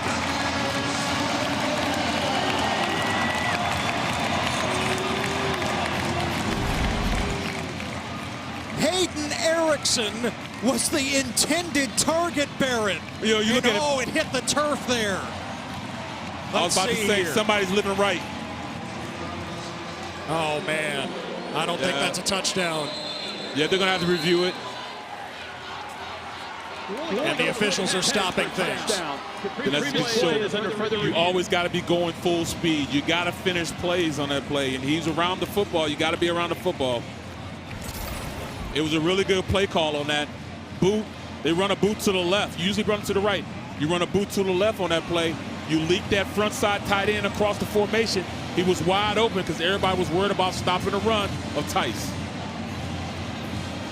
You know, again, touchdown is the ruling on the field. You need indisputable video evidence. It has to be clear and obvious according to the rule book. And I think that's the case here as the play is under further review. Yeah, I mean, and you got to be secure when you if you do catch it in that manner. You got to secure. You got to bring it into your body. It wasn't. It got pushed into his body by the ground. You know, but I've been wrong before. When I'm in my house and I'm sitting on my couch, I call every replay and it's right. Yes. But every time I'm calling the game, it's 50-50. You know, Barrett, they say about, well, so the ball can touch the ground in this case as long as you have firm control. Yes. You alluded to it. I don't think that's the case here for Keandre Jones-Logan. I thought that the turf pushed it into his body as opposed to him pulling it into his body. There it is. It's on the ground right there. But see, if you look at it, if he'd have brought it up right there, brought it up, instead, the turf is bringing it up into his body. And not the action of him pulling it up. The only question here is, as they continue to take a look at it, when he's got his fingertips on it, does that constitute that control of the ball even as it rests there on the turf? And that's the question right there, because once you know, cross that, where the touchdown is, if you have control over it, it's a touchdown. But I don't think he had control over it at that point. But what do I know? We'll see. That's why I let the experts that, you know, get paid to do this make those type of decisions. We'll get you a black and white striped shirt. There we go. There we go. Here we go. After video review, the ruling on the field stands. Oh, wow. It is a touchdown after all. An atonement for Keandre Jones-Logan. Wow. That's why when you play at home. You play at home. That's all I'm going to say. You play at home.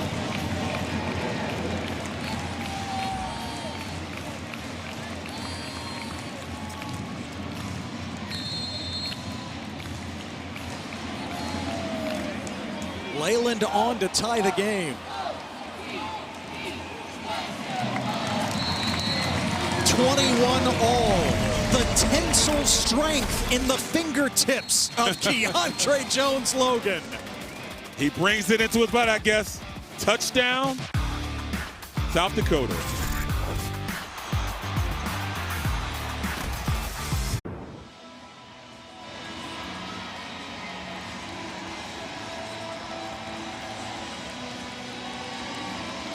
South Dakota cashes in on the interception by Shaheed Barrows. Aiden Bauman with the tip drill touchdown pass to Keandre Jones-Logan. Yes, the play stands as called, and we are tied at 21. And you see Aiden's dad, Todd Bauman, 6-year NFL veteran. That starts with the Vikings, also played with the Saints and the Jaguars. Played at St. Cloud State. And in fact, Barrett, Todd was Aiden's coach in high school. Oh, get out. See, that's where you get the fundamentals, the basics of being a quarterback. You know, I mean, it's hard not to coach your son and give him all the basics and, you know, a leg up going into high school, then to college. He has most of the fundamentals already taken care of with his pops being his coach. You know, Aiden was a 4-star recruit coming out of high school. He was in the ESPN 300 in 2020. Went to Iowa State. Was behind Brock Purdy, and after a couple of years left, made his way to Vermillion. He's made a name for himself. Touchback there off the fair catch. Step aside as we are tied.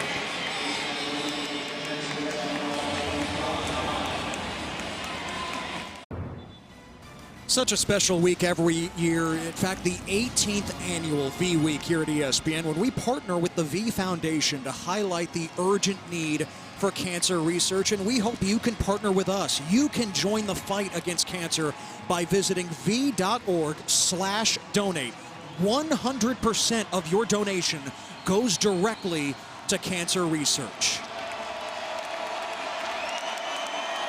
Ted Emmerich, Barrett Brooks with you inside the DakotaDome here in Vermillion, South Dakota. Tarleton takes over near the tie game. Third quarter, second round of the FCS playoffs. And Kayvon Britton starts the drive with a 6-yard run. Yeah, and I think he's gonna kind of take this game over, understanding that they got to slow down on allowing the South Dakota team to have some offensive plays. Caballas, coming off the interception last drive, fires a bullet to Benjamin Omayabu, a first down close to midfield.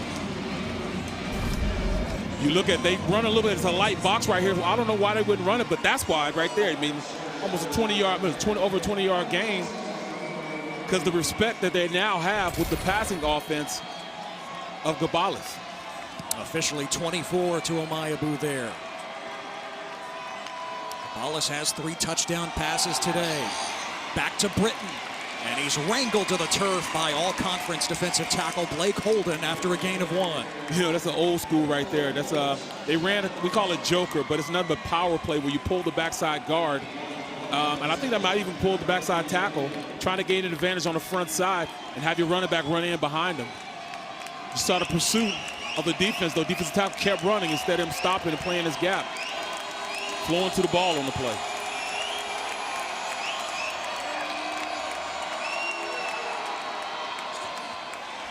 Caballas pulls it down the sideline for Cooper. A leaping grab at the 25-yard line. Great play. Talk about chemistry. That's nothing but chemistry and playing with a guy. Back shoulder throw on the play. He sees the ball, shows late hands, gets up and makes the play. Both feet, not just one foot, but both feet seem as though they tap on the play. Yes, both feet tap on the play. Cooper over 100 yards for the 5th consecutive game going back to the regular season. Caballas down the middle for Cooper, and the somersault in for the touchdown. Darius Cooper cannot be covered.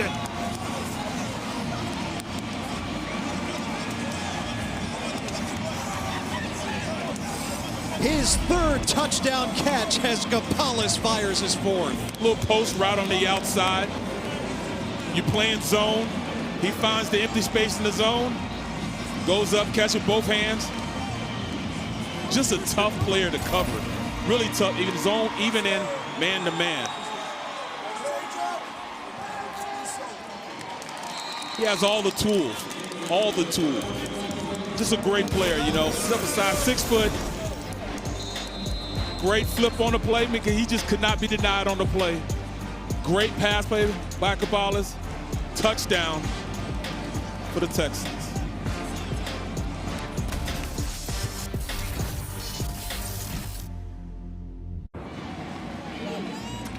Darius Cooper putting Tarleton State back on top here in the 2nd round of the FCS Championship. 28-21 Tarleton.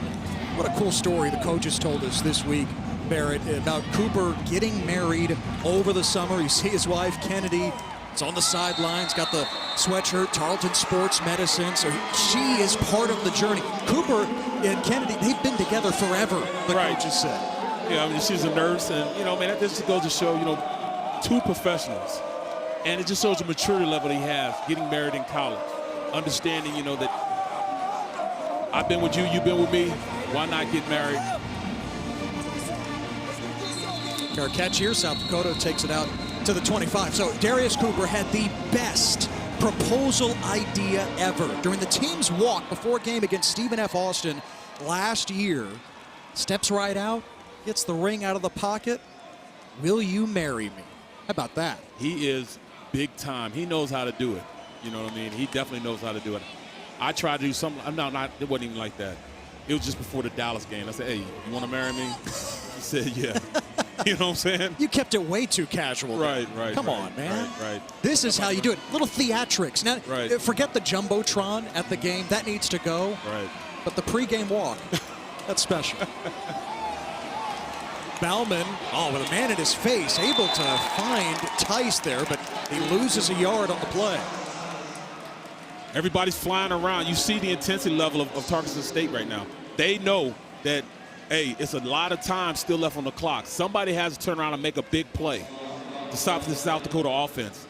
they are also running and understanding they have a lot that they have to go to. They have to score this drive. I believe the last team that has the ball will usually probably win this game, or scores the last will probably win this game. It's that intense. And it has that feel, doesn't it? This is playoff football, man. FCS playoff football. Stops have come at a premium today. Play clock running down here. Braden Bauman. It off. Here's Charles Pierre swerving ahead.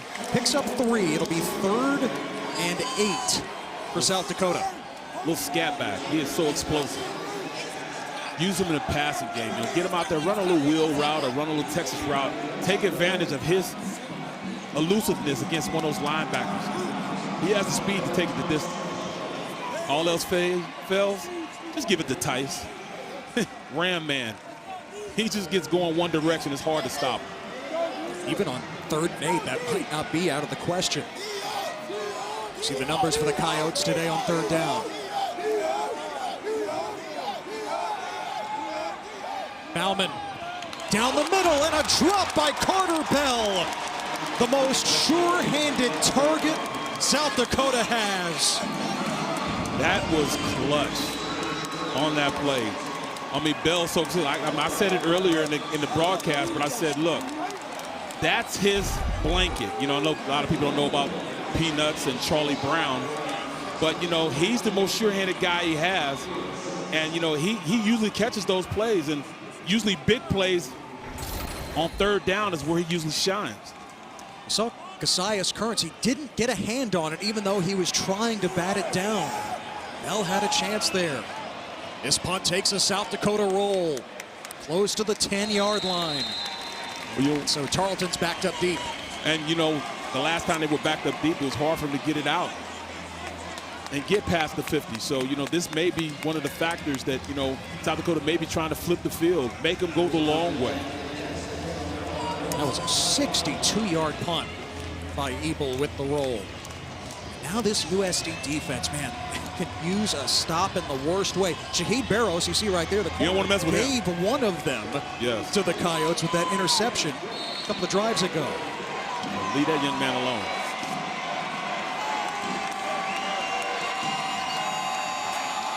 Kayvon Britton gets it started, and Britton is pushed back. Gary Bryant, the middle linebacker, was in there along with a few of his friends. Now Bryant, he replaced the All-American Brock Mogensen this season and has done a terrific job. And there you see Grace. You know, they want Grace more around the line of scrimmage. You know, right now they have him at his linebacker spot. I would rather have him down there really rushing the passer or playing more of a defensive lineman as opposed to have him out in space like that. Caballas for Omayabu. It's too tall, incomplete. And now Tarleton stares at 3rd and 8. 3rd and 8. They don't complete this 1st down. This is what I'm talking about, flipping the field. Giving South Dakota a shorter field, especially with the punt that they just had. See the breakdown on 3rd down for Todd Witten's team today. And it's like somebody just turned the volume knob here inside the DakotaDome. It cranked it up. The Coyotes are restless.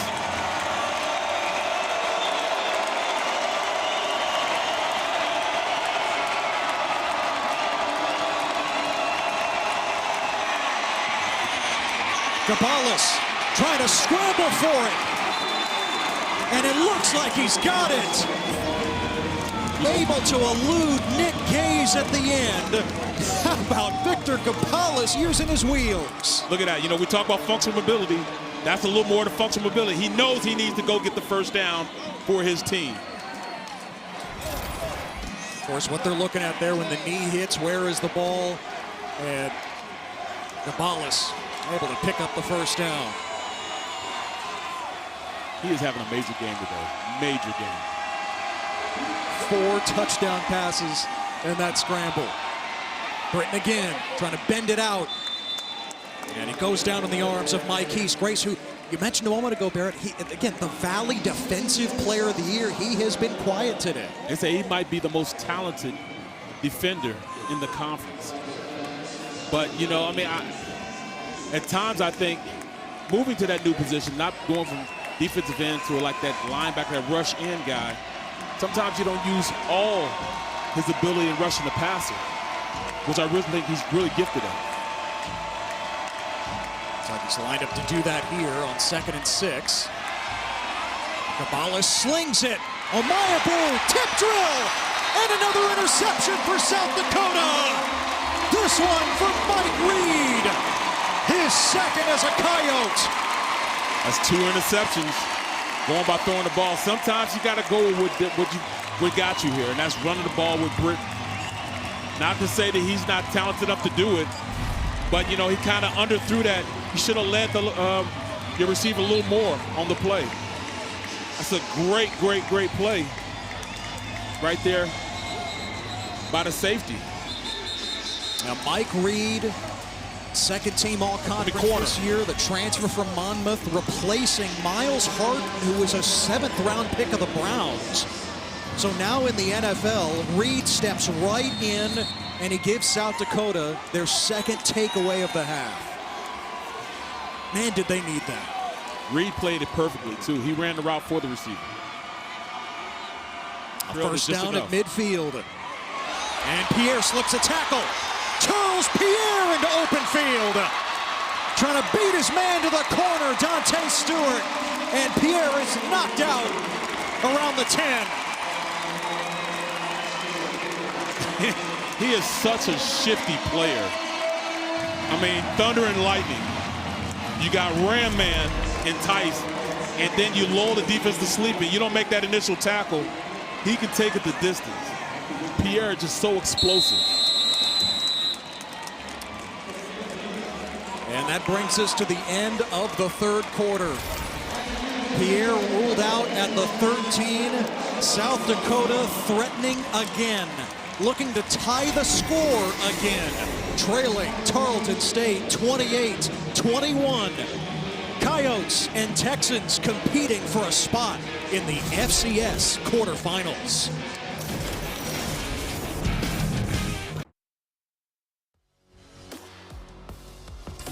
You're watching the 2nd round of the Division I Football Championship here on ESPN. Tarleton State has never trailed on the road against South Dakota here at the DakotaDome. 28-21, the Texans on top, but South Dakota on the doorstep again and got a first down at the 13-yard line, trying to even the score. The give is to Tice. He's got 2 touchdowns, and Tice has a 1st and goal. Boy, good luck tackling him, right? First you come with lightning out there. He gets the big game. Then once you cross that 20, you get into scoring territory in the red zone. Why not give it to Ram Man? Why not give it to Tice? You know, he took 2 guys for a ride on that play. Ted Emmerich, Barrett Brooks, our entire crew, the winner here, heads to the quarterfinals to meet either UC Davis or Illinois State. If South Dakota wins, the game will be right here inside the DakotaDome. 1st and goal.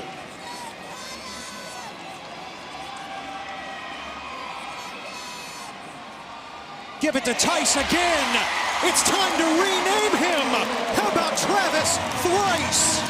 3 touchdowns for Tice.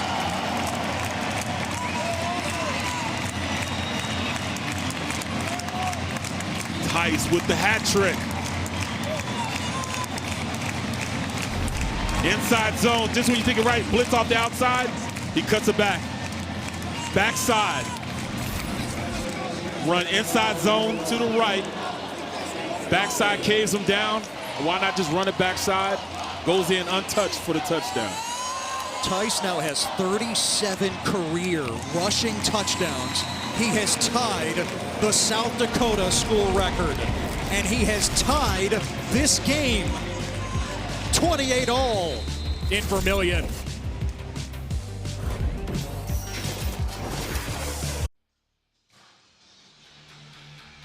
Here we go, Ram Man, Travis Tice. Just give him the ball, he's gonna get behind his shoulder pass, downhill football. Kick out, once he gets towards the line of scrimmage, there's nothing stopping him. And here it is right here, untouched. This is South Dakota football at its finest. A huge offensive line. He gets behind that offensive line and just picks a hole, one-step cut, get up the field, and that's his style of football. See, he tied the school record, rushing touchdown number 37 in his career. A career that has lasted 6 years here at South Dakota, product of Pratt, Kansas. Again, it's like we're talking about with Darius Cooper of Tarleton. How about a player spending all 6 years at one school? You know, it's the COVID years, but man, it's hard to get players to just stay in one place, you know, with the nature of how things are going with college football. You can get into the portal. The fact you can get paid, you know, everybody goes like, all right, I can get paid over here, I can get paid over there. What happened to the loyalty of being with a team that helped you grow up, a team that helped you be a man, gave you an opportunity to get a free education, also just giving you an opportunity to just excel.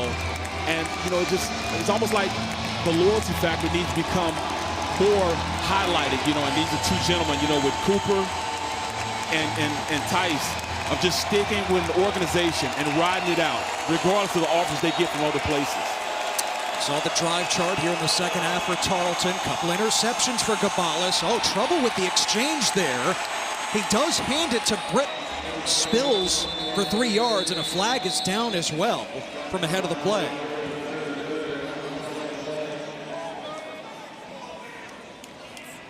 Looked like an early snap. Yeah, Gabalis, he wasn't ready for it. Didn't look like he was ready for it at all. Right. Personal foul. Hands to the face. Number 3, the defense. The 15-yard penalty will be added to the end of the run. It includes an automatic first down. Wow. It's on the linebacker, Tevin McKelvey.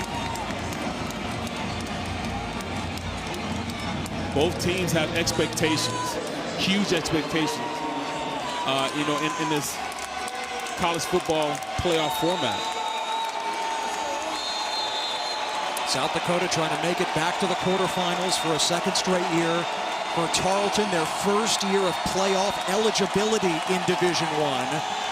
They won a first-round game. They want another playoff win. Gabalis wants a deep shot to Jackson. He's got it. First and goal inside the 10. Caught him in man-to-man on the play, and when we talk about them not messing with Burrows, well, this is just one-on-one, over the top. He outruns him, goes in the inside, straight 9 route on the play. Just beats him faster out of the break. Man, interceptions or not, Gabalis just keeps on firing downfield. But playmakers like Darius Cooper and Cody Jackson, why not? That went for 49. Now Britton, and he is pulled down by Mike Grace. And you talk about your star players. There we have Britton had the ball, but then you look at Grace. He said, I'm a star too. I'm going to go out and counter you because I'm the better player this time. And Grace, you know, wherever you put him, he can be an impact player, especially over on the end. I've seen him the past 2 plays, a great run stop there, but also on the pass rush, beats the guy inside. A little bit of a hurry on the last play also. Second and goal now at the 9. After the loss of a yard. Gabalis stepping up. Hit by Holden, dragging him for a yard or 2.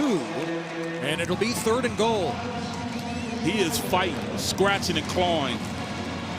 Gabalis say, I won't be denied. I'm going to figure out what I'm going to do. Yeah, I messed up twice, but I'm going to make sure that it won't be on me that we're going to get this opportunity to not excel.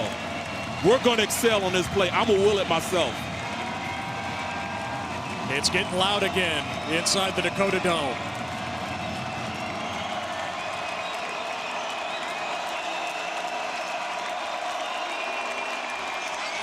Gabalis with Grace bearing down. Underneath Britton, he stood up by Tim White, the safety. 4th and goal for Tarleton. Great play, and once again, Grace really impacted the play, even though he didn't get the sack, but he sped up Gabalis' read and sped up in his mind that he was there. I love this play, how he was able to impact the play. He made him throw it a little too early on this inside screen play that they were able to go out there and make a play. The decision here, try the field goal, chip shot for Corbin Poston, the sophomore, who's 8 of 8 this year. from 22 yards away. Poston helps Tarleton reclaim the lead. 31-28 early fourth quarter. The quarterfinals awaits the winner.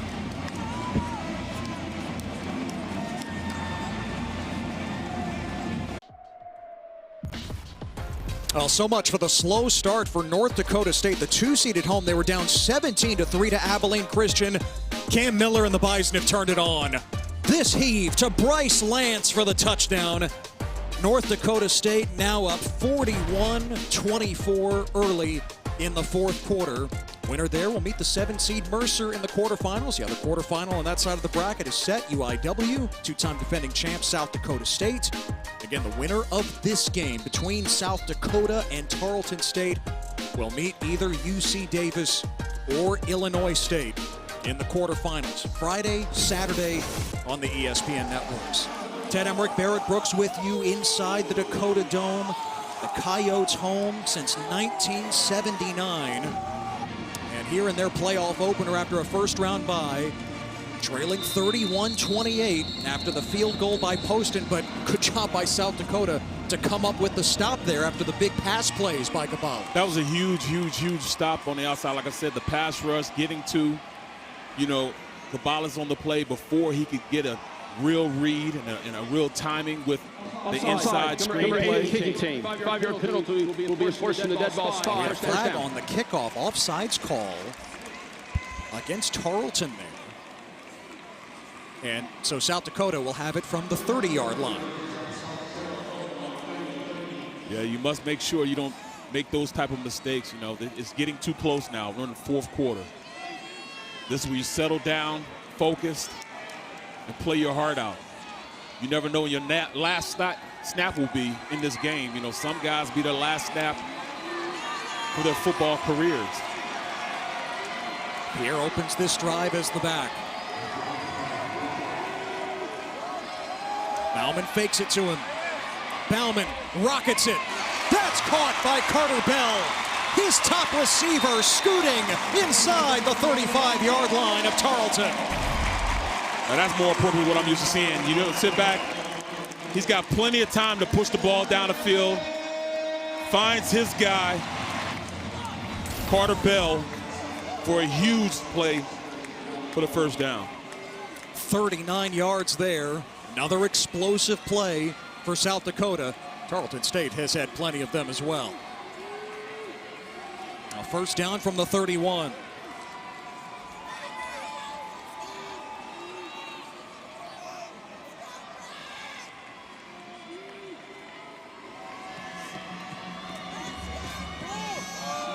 Pierre banging up the gun inside the 30 for 4 yards. And I would call this their explosive offense, considering the fact that only have one tight end in and one running back in. And now they bring in their power back and Tice, bringing their fullback in. Now they're going to get grimy with it. Run the ball. And they don't mind chewing clock while they do it. Yeah.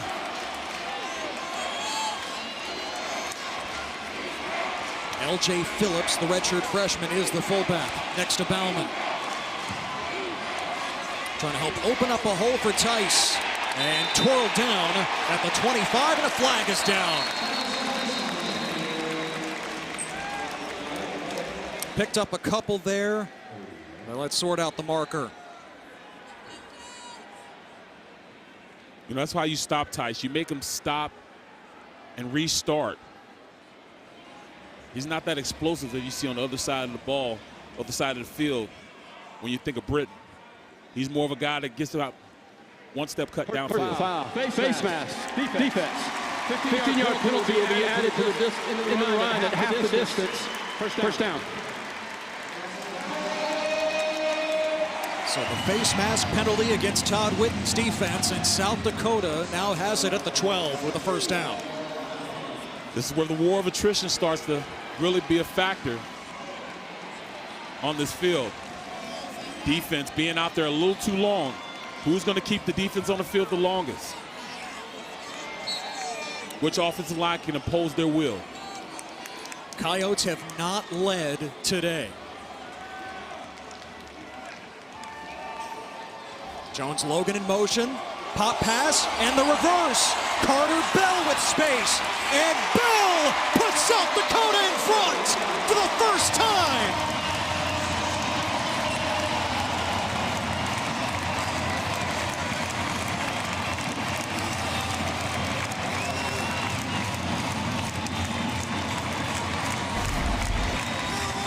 Coach Josh Davis rings it up and calls a double reverse on it, giving his guy Carter Bell, I don't just catch touchdown pass, I run reversals for touchdown.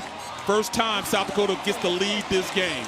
Great play calling by the offensive coordinator, Josh Davis. We've seen the pop pass a couple of times, and this play builds on top of that. South Dakota up 35-31. Great call on this play. Way to get it going. Bell with the touchdown on the reverse.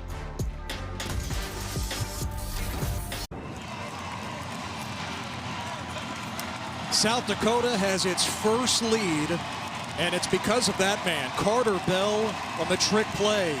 The pop pass turning into the reverse, and the all-time leading receiver at South Dakota runs it in for the go-ahead touchdown.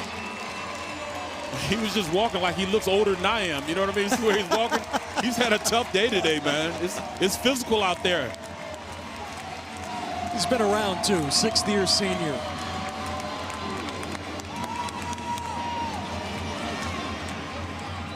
Another fair catch. Mayabu. Tarleton has it at the 25. Well, the NCAA FCS Championship continues next weekend with the quarterfinals beginning Friday on the ESPN networks. For more information, visit NCAA.com, the home for all 90 NCAA championships. See the Coyote Crazies, they're turning up now. South Dakota on top, hoping to punch their ticket to the quarterfinals for a second straight year. Victor Gabalis and Tarleton State on their first ever playoff journey after becoming eligible, making the move from Division II to Division I. And trailing for the first time today.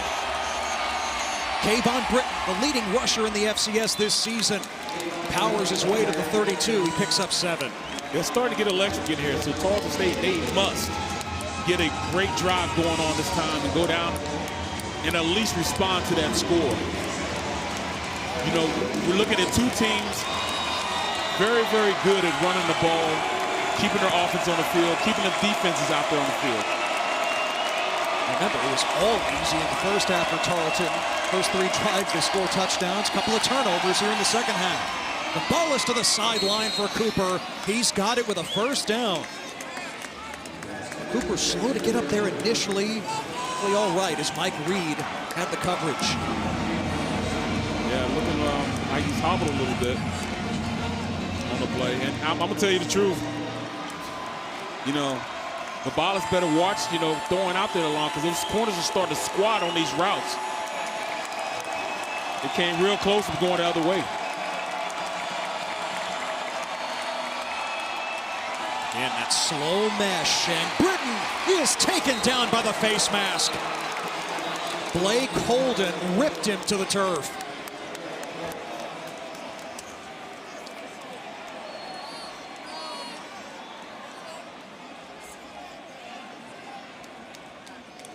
Personal foul. Face mask. 61. 15-yard penalty added to the end of the run and an automatic first down. I mean, if you're a defender, sometimes you feel like that is the last resort with Kayvon Britton flying. Yeah, it was the last resort too. You know, I mean, he first wanted to rip his head off. So if he's gonna do it, he's gonna do it and not play around with it, I guess. So first down now in Coyote territory at the 48. Gabalis has 4 touchdown passes today. Oh, the direct snap to Britton, who's lined up next to him. And Britton streaming out to the 40-yard line. Creative look there. He picks up 8. Yeah, you know, I mean, you block down on the front side, pull your backside center and guard on the play, trying to gain a number advantage on the outside. Direct snap, they'll cut out the middleman. Just give it to him, let him go. Davon Britton is closing in on 2,000 yards rushing this season. Got it again. And Britton just snaking through the hole to move the chains at the 35. Man, I like that running style, you know. I mean, just picking a hole, and he can go 0 to 60 so fast. His transition is just unbelievable. How he turns it on and just takes it up the field.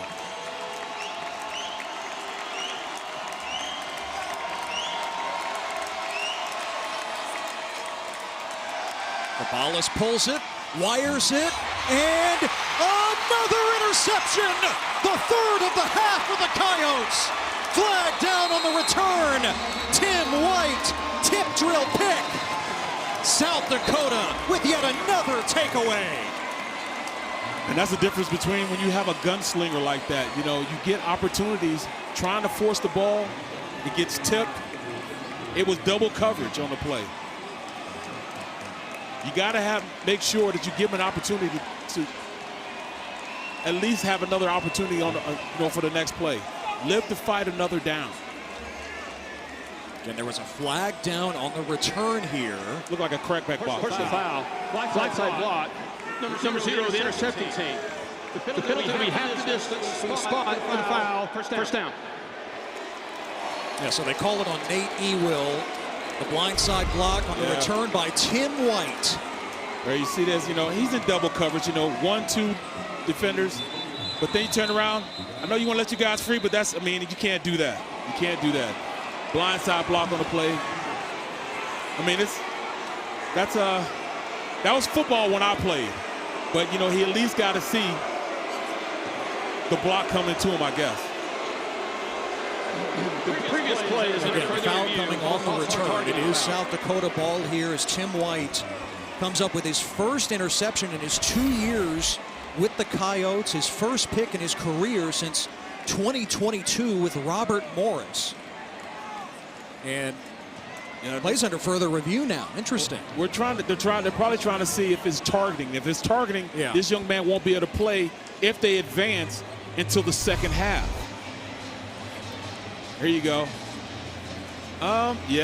This will be a targeting. I think it'll be a targeting. Again, in this case, you're looking for that indicator, first of all, the launch. I think that's there. The launch is there. And helmet to helmet is there. Well, again, the contact to the head or neck area here.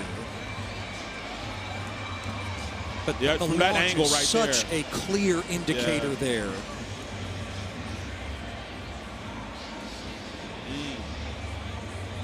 And, you know, as Omayabu is chasing the play, you know, considered defenseless in that case. Yeah.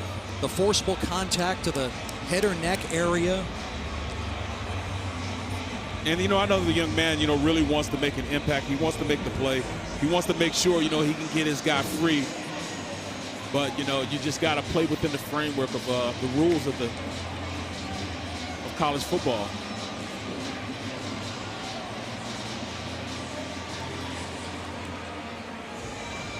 This is crucial right here. You know, we're talking about a starter in their defense.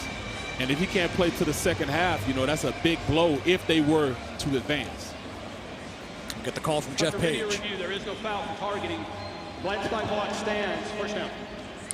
So the penalty stands here, Barrett. The one thing that they're looking at, again, it was not with the crown of the helmet. And right. The question is Omayabu considered defenseless there? As the officials, and certainly the replay officials here, are working through that. Yes, you have the indicator of the launch, but you don't have, if he's not defenseless, it has to be. Right. The forcible contact has to be with the crown of the helmet. So Ewell stays in the game. Penalty stands. No targeting. And South Dakota with the lead takes over at the 10. Travis Tice trying to hurdle Dante Stewart. Give him credit for trying. Right. He's trying to get his end of Saquon Barkley, but, you know, he might be a little smaller than Saquon at this point. But, you know, just the way he runs the ball, and he's just such a violent runner. I mean, he wants to put both his knees in the chest of somebody. That's within his framework of what he wants to do anyways. Travis Tice was coming at Dante Stewart with Sagat's tiger knee there. Remember from Street Fighter? Right. 2nd and 1. Tice again, slashing for the first down. And to the 30-yard line. 6 minutes to go here, and it's time for the Coyotes to lean on that big offensive line and the hammer known as Travis Tice. And that's exactly what they want to do anyways, you know. I mean, this is outside zone. On the front side, if you're covered, you're going to reach them. If you're uncovered, you're going to read.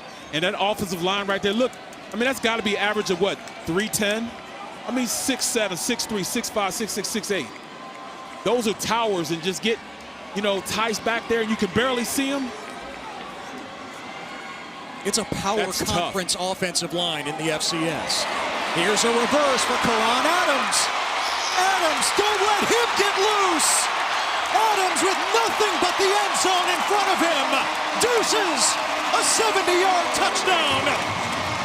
And it might be lights out for Tarleton State.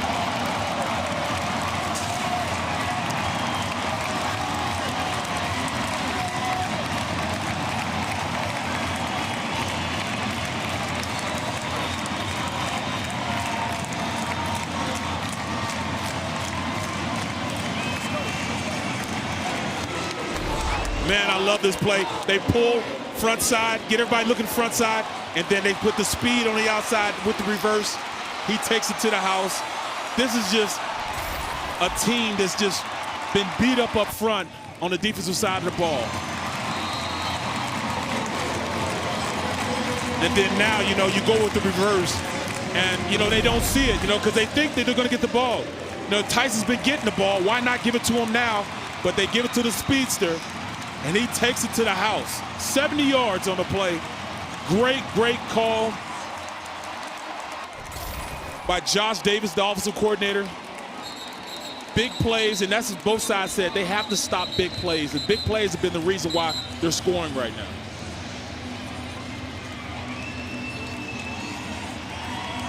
Adams started his career at Iowa State. He just missed his quarterback, Aiden Bauman there. Bauman was already here by the time Adams left high school. Didn't play much with the Cyclones at all. Makes the move down to the FCS. Man, he is a stick of dynamite for the South Dakota offense. And they were very aware of his speed and just the passing game, let alone and his ability to, once he gets the ball, just get the ball in his hands and he'll do the rest. Coyotes now up to 254 yards rushing as a team. You factor in Tice, Pierre, Carter Bell with the go-ahead touchdown on the reverse, and now Adams with one on the end around. This is just, you know, I think a veteran team who's been in this position before, and they feel as though it's their time to go ahead and advance now. They want to win a championship, and, you know, they have the team to do it, and they really felt they had it last year. But this year, they definitely have all the intangibles to really take it to that next level and go far in this playoff. Now with Aiden Bauman, with Travis Tice, with the veteran players on this team, have been talking about going back to August has been, we want to do something that no South Dakota team has ever done before. They did one thing in taking a share of the conference title in the Missouri Valley, but they'd love to have that deep run in the playoffs. Cabales to the sideline, and Cooper. And he's got a first down. Lost the 35. Well, South Dakota's never made it to the semifinals, went to the quarters a year ago. They've been in Division I only since 2008. Right, 2008. But, I mean, veteran coach, veteran quarterback, and they just tasted just a little bit of the playoffs, you know, for the past, you know, couple years. They want more. Britton picks up 4 on first down. It's a team that coming in having won 3 in a row. That dramatic victory over North Dakota State with the last-second touchdown pass. And And the only losses to South Dakota State in overtime and Wisconsin. Yeah, and Wisconsin. Ballas finds Britton, whole lot of room, first down, and cut down at midfield. Yeah, you know, and I really think that when you look at how things played out, South Dakota being able to get that bye week, they got healthy, they knew what they needed to do, focused on that, and methodically went out there, and they weren't pressing the issue, they just did it the old-fashioned way, the war of attrition. Our big guys beat up your little guys, and that's how they did it. Ballas to the seam, and Omayabu hopping out of bounds. This game isn't over yet. No, not at all. Tarleton has that quick strike ability. They've got a first down now at the South Dakota 29. You know, talk about explosive receivers, you know, you can't take away from what they have. You know, Cooper, you know, Jackson, they have some players out there. They got to cover that guy. Darius Cooper, who's got 3 touchdowns today. First down, clock dipping close to 3 minutes. Ballas, oh, dangerous throw, and almost interception number 4 of the half. You know, Ballas has got, I understand you're a gunslinger, but you cannot continue to throw those errant passes like that. You know, even I could see, and I'm an offensive lineman, that's double coverage. The safety's over. You can't do that. You know, you got to give your team every opportunity to score. And right now, he's just giving the ball away. Even I can see that that's double coverage. You know, you got to throw it away. Just throw it away. And live to fight another play. Dennis Shorter had his hands on it. If he doesn't run into Barrows there, he probably does come up with the pick. Absolutely.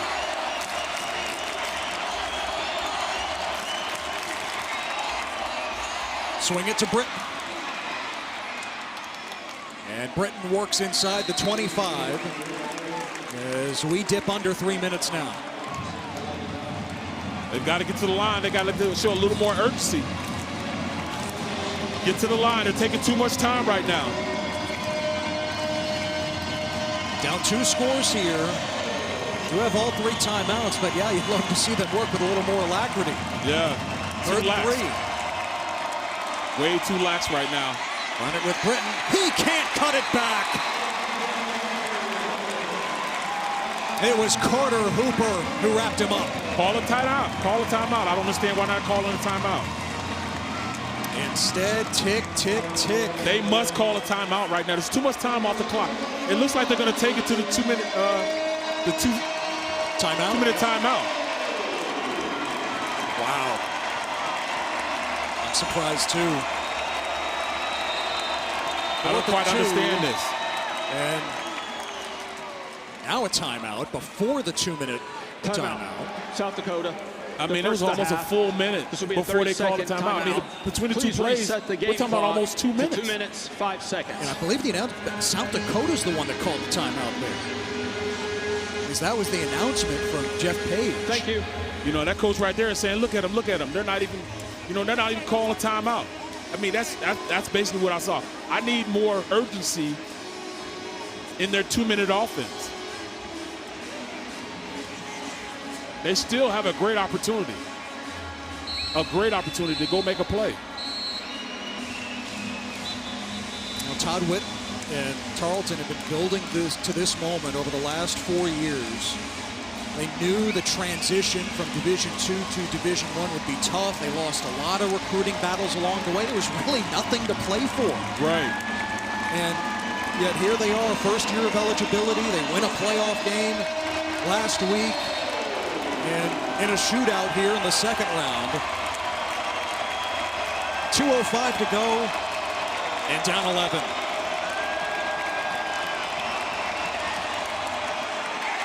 And that's batted down by Grace. A turnover on downs as the Missouri Valley Defensive Player of the Year stands tall. Now, who else would have this opportunity to go out and make a play, but your best player on defense, the best player in the offense, in the conference. Grice gets up the field. If you don't get there for the stack, get your hands up, get them bear claws up, knock the ball down.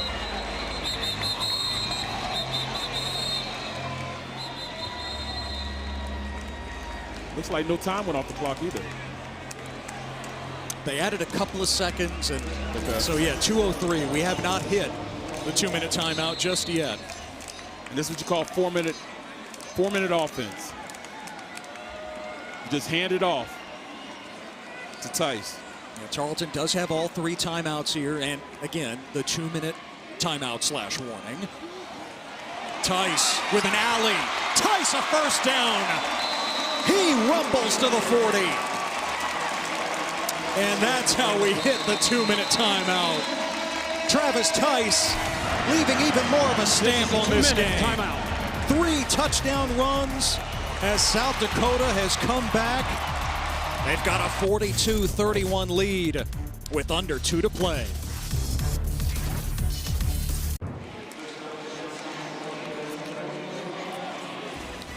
South Dakota in position to lock this down in the second round of the FCS championship. They would head to the quarterfinals to play either UC Davis or Illinois State. Aggies off to a great start at home, the 5 seed up 28-10 over Illinois State. So from the Valley, it's like South Dakota. Travis Tice, he's over 100 yards today. And Tice ready to salt this one away. Picks up 8 yards right there. So see also in the fourth quarter, the top seed, undefeated Montana State Barrett, up big over UT Martin. And remember, tonight, the last second round game from the Kibbe Dome, Idaho, the 8 seed, and Lehigh. This will be a 30-second timeout.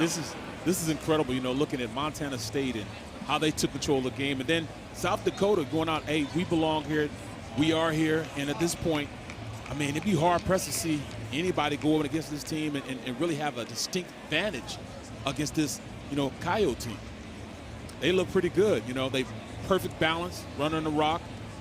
You know, and they're special, you know, when it comes to that offensive line and how they just pound you and pound you and pound you up front. They are striving to get on that same level as South Dakota State and North Dakota State. Which, of course, have won 11 titles combined themselves, 9 for the Bison, the last 2 for the Jackrabbits. As you see Ty Rawls coming to the sideline for Tarleton State. And South Dakota, they just get closer and closer. Back-to-back years as a top 4 seed, the first round bye. They're closing in on their 10th win of the season. Beat 2 straight years, hitting double digits in wins. Next up is that deep run to one of the final weekends in the FCS playoffs. Yeah, you know, and just because of South Dakota and South Dakota State and North Dakota State have done it so much, you know, it's already ingrained in them. Well, now he's starting to ingrain his guys. Look, we belong there. We need to be up there with those guys also.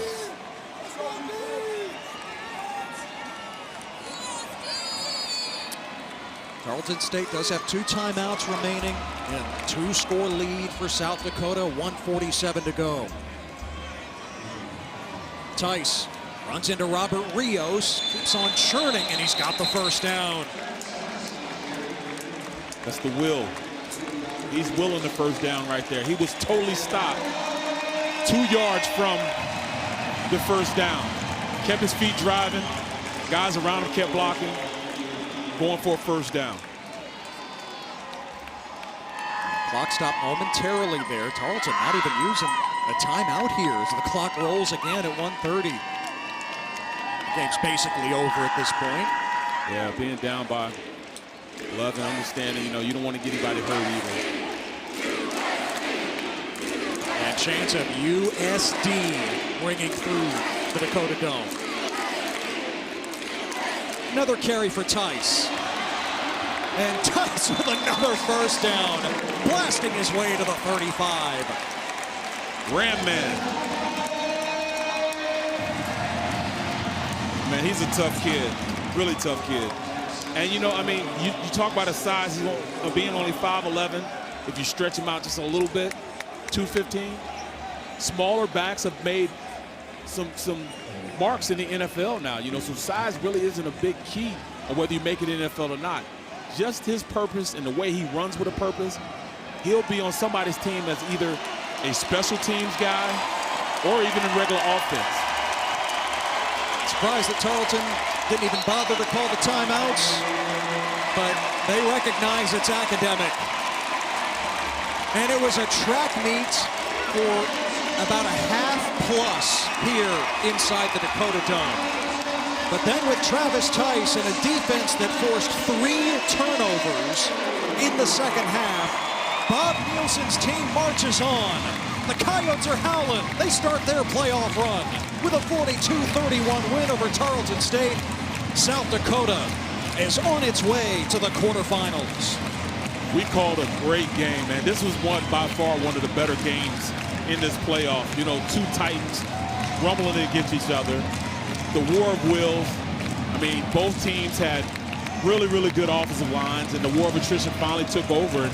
And that big offensive line of South Dakota just started pounding the smaller defensive line of the Texans. You know, this just comes with football and understanding, you know, big guys beat up little guys, and that's exactly what happened, the war of attrition. You know, they averaged about 310 up front, and with Tice running the way he ran, great plays in the second half allowed that to happen.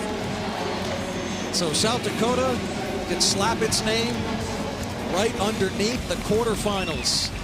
And the Coyotes know they will be right here next week as the 4 seed. They'll play either UC Davis or Illinois State. Again, right now, it looks like it'll be the Aggies, a 4-5 matchup. We'll see how the second half plays out. You can check out that game after we're done right here on ESPN+. But South Dakota heading to the quarterfinals for a second straight year as they pull away in the 4th quarter. We're joined by Bob Nielsen, South Dakota's head coach. Bob, Ted Emmerich, Barrett Brooks upstairs. Congratulations on the win, first of all. Man, back and forth really the whole way. How did your team able to pull this one out and surge ahead at the end? Yeah, you know, I think guys just kept playing with confidence. You know, credit to Tarleton State.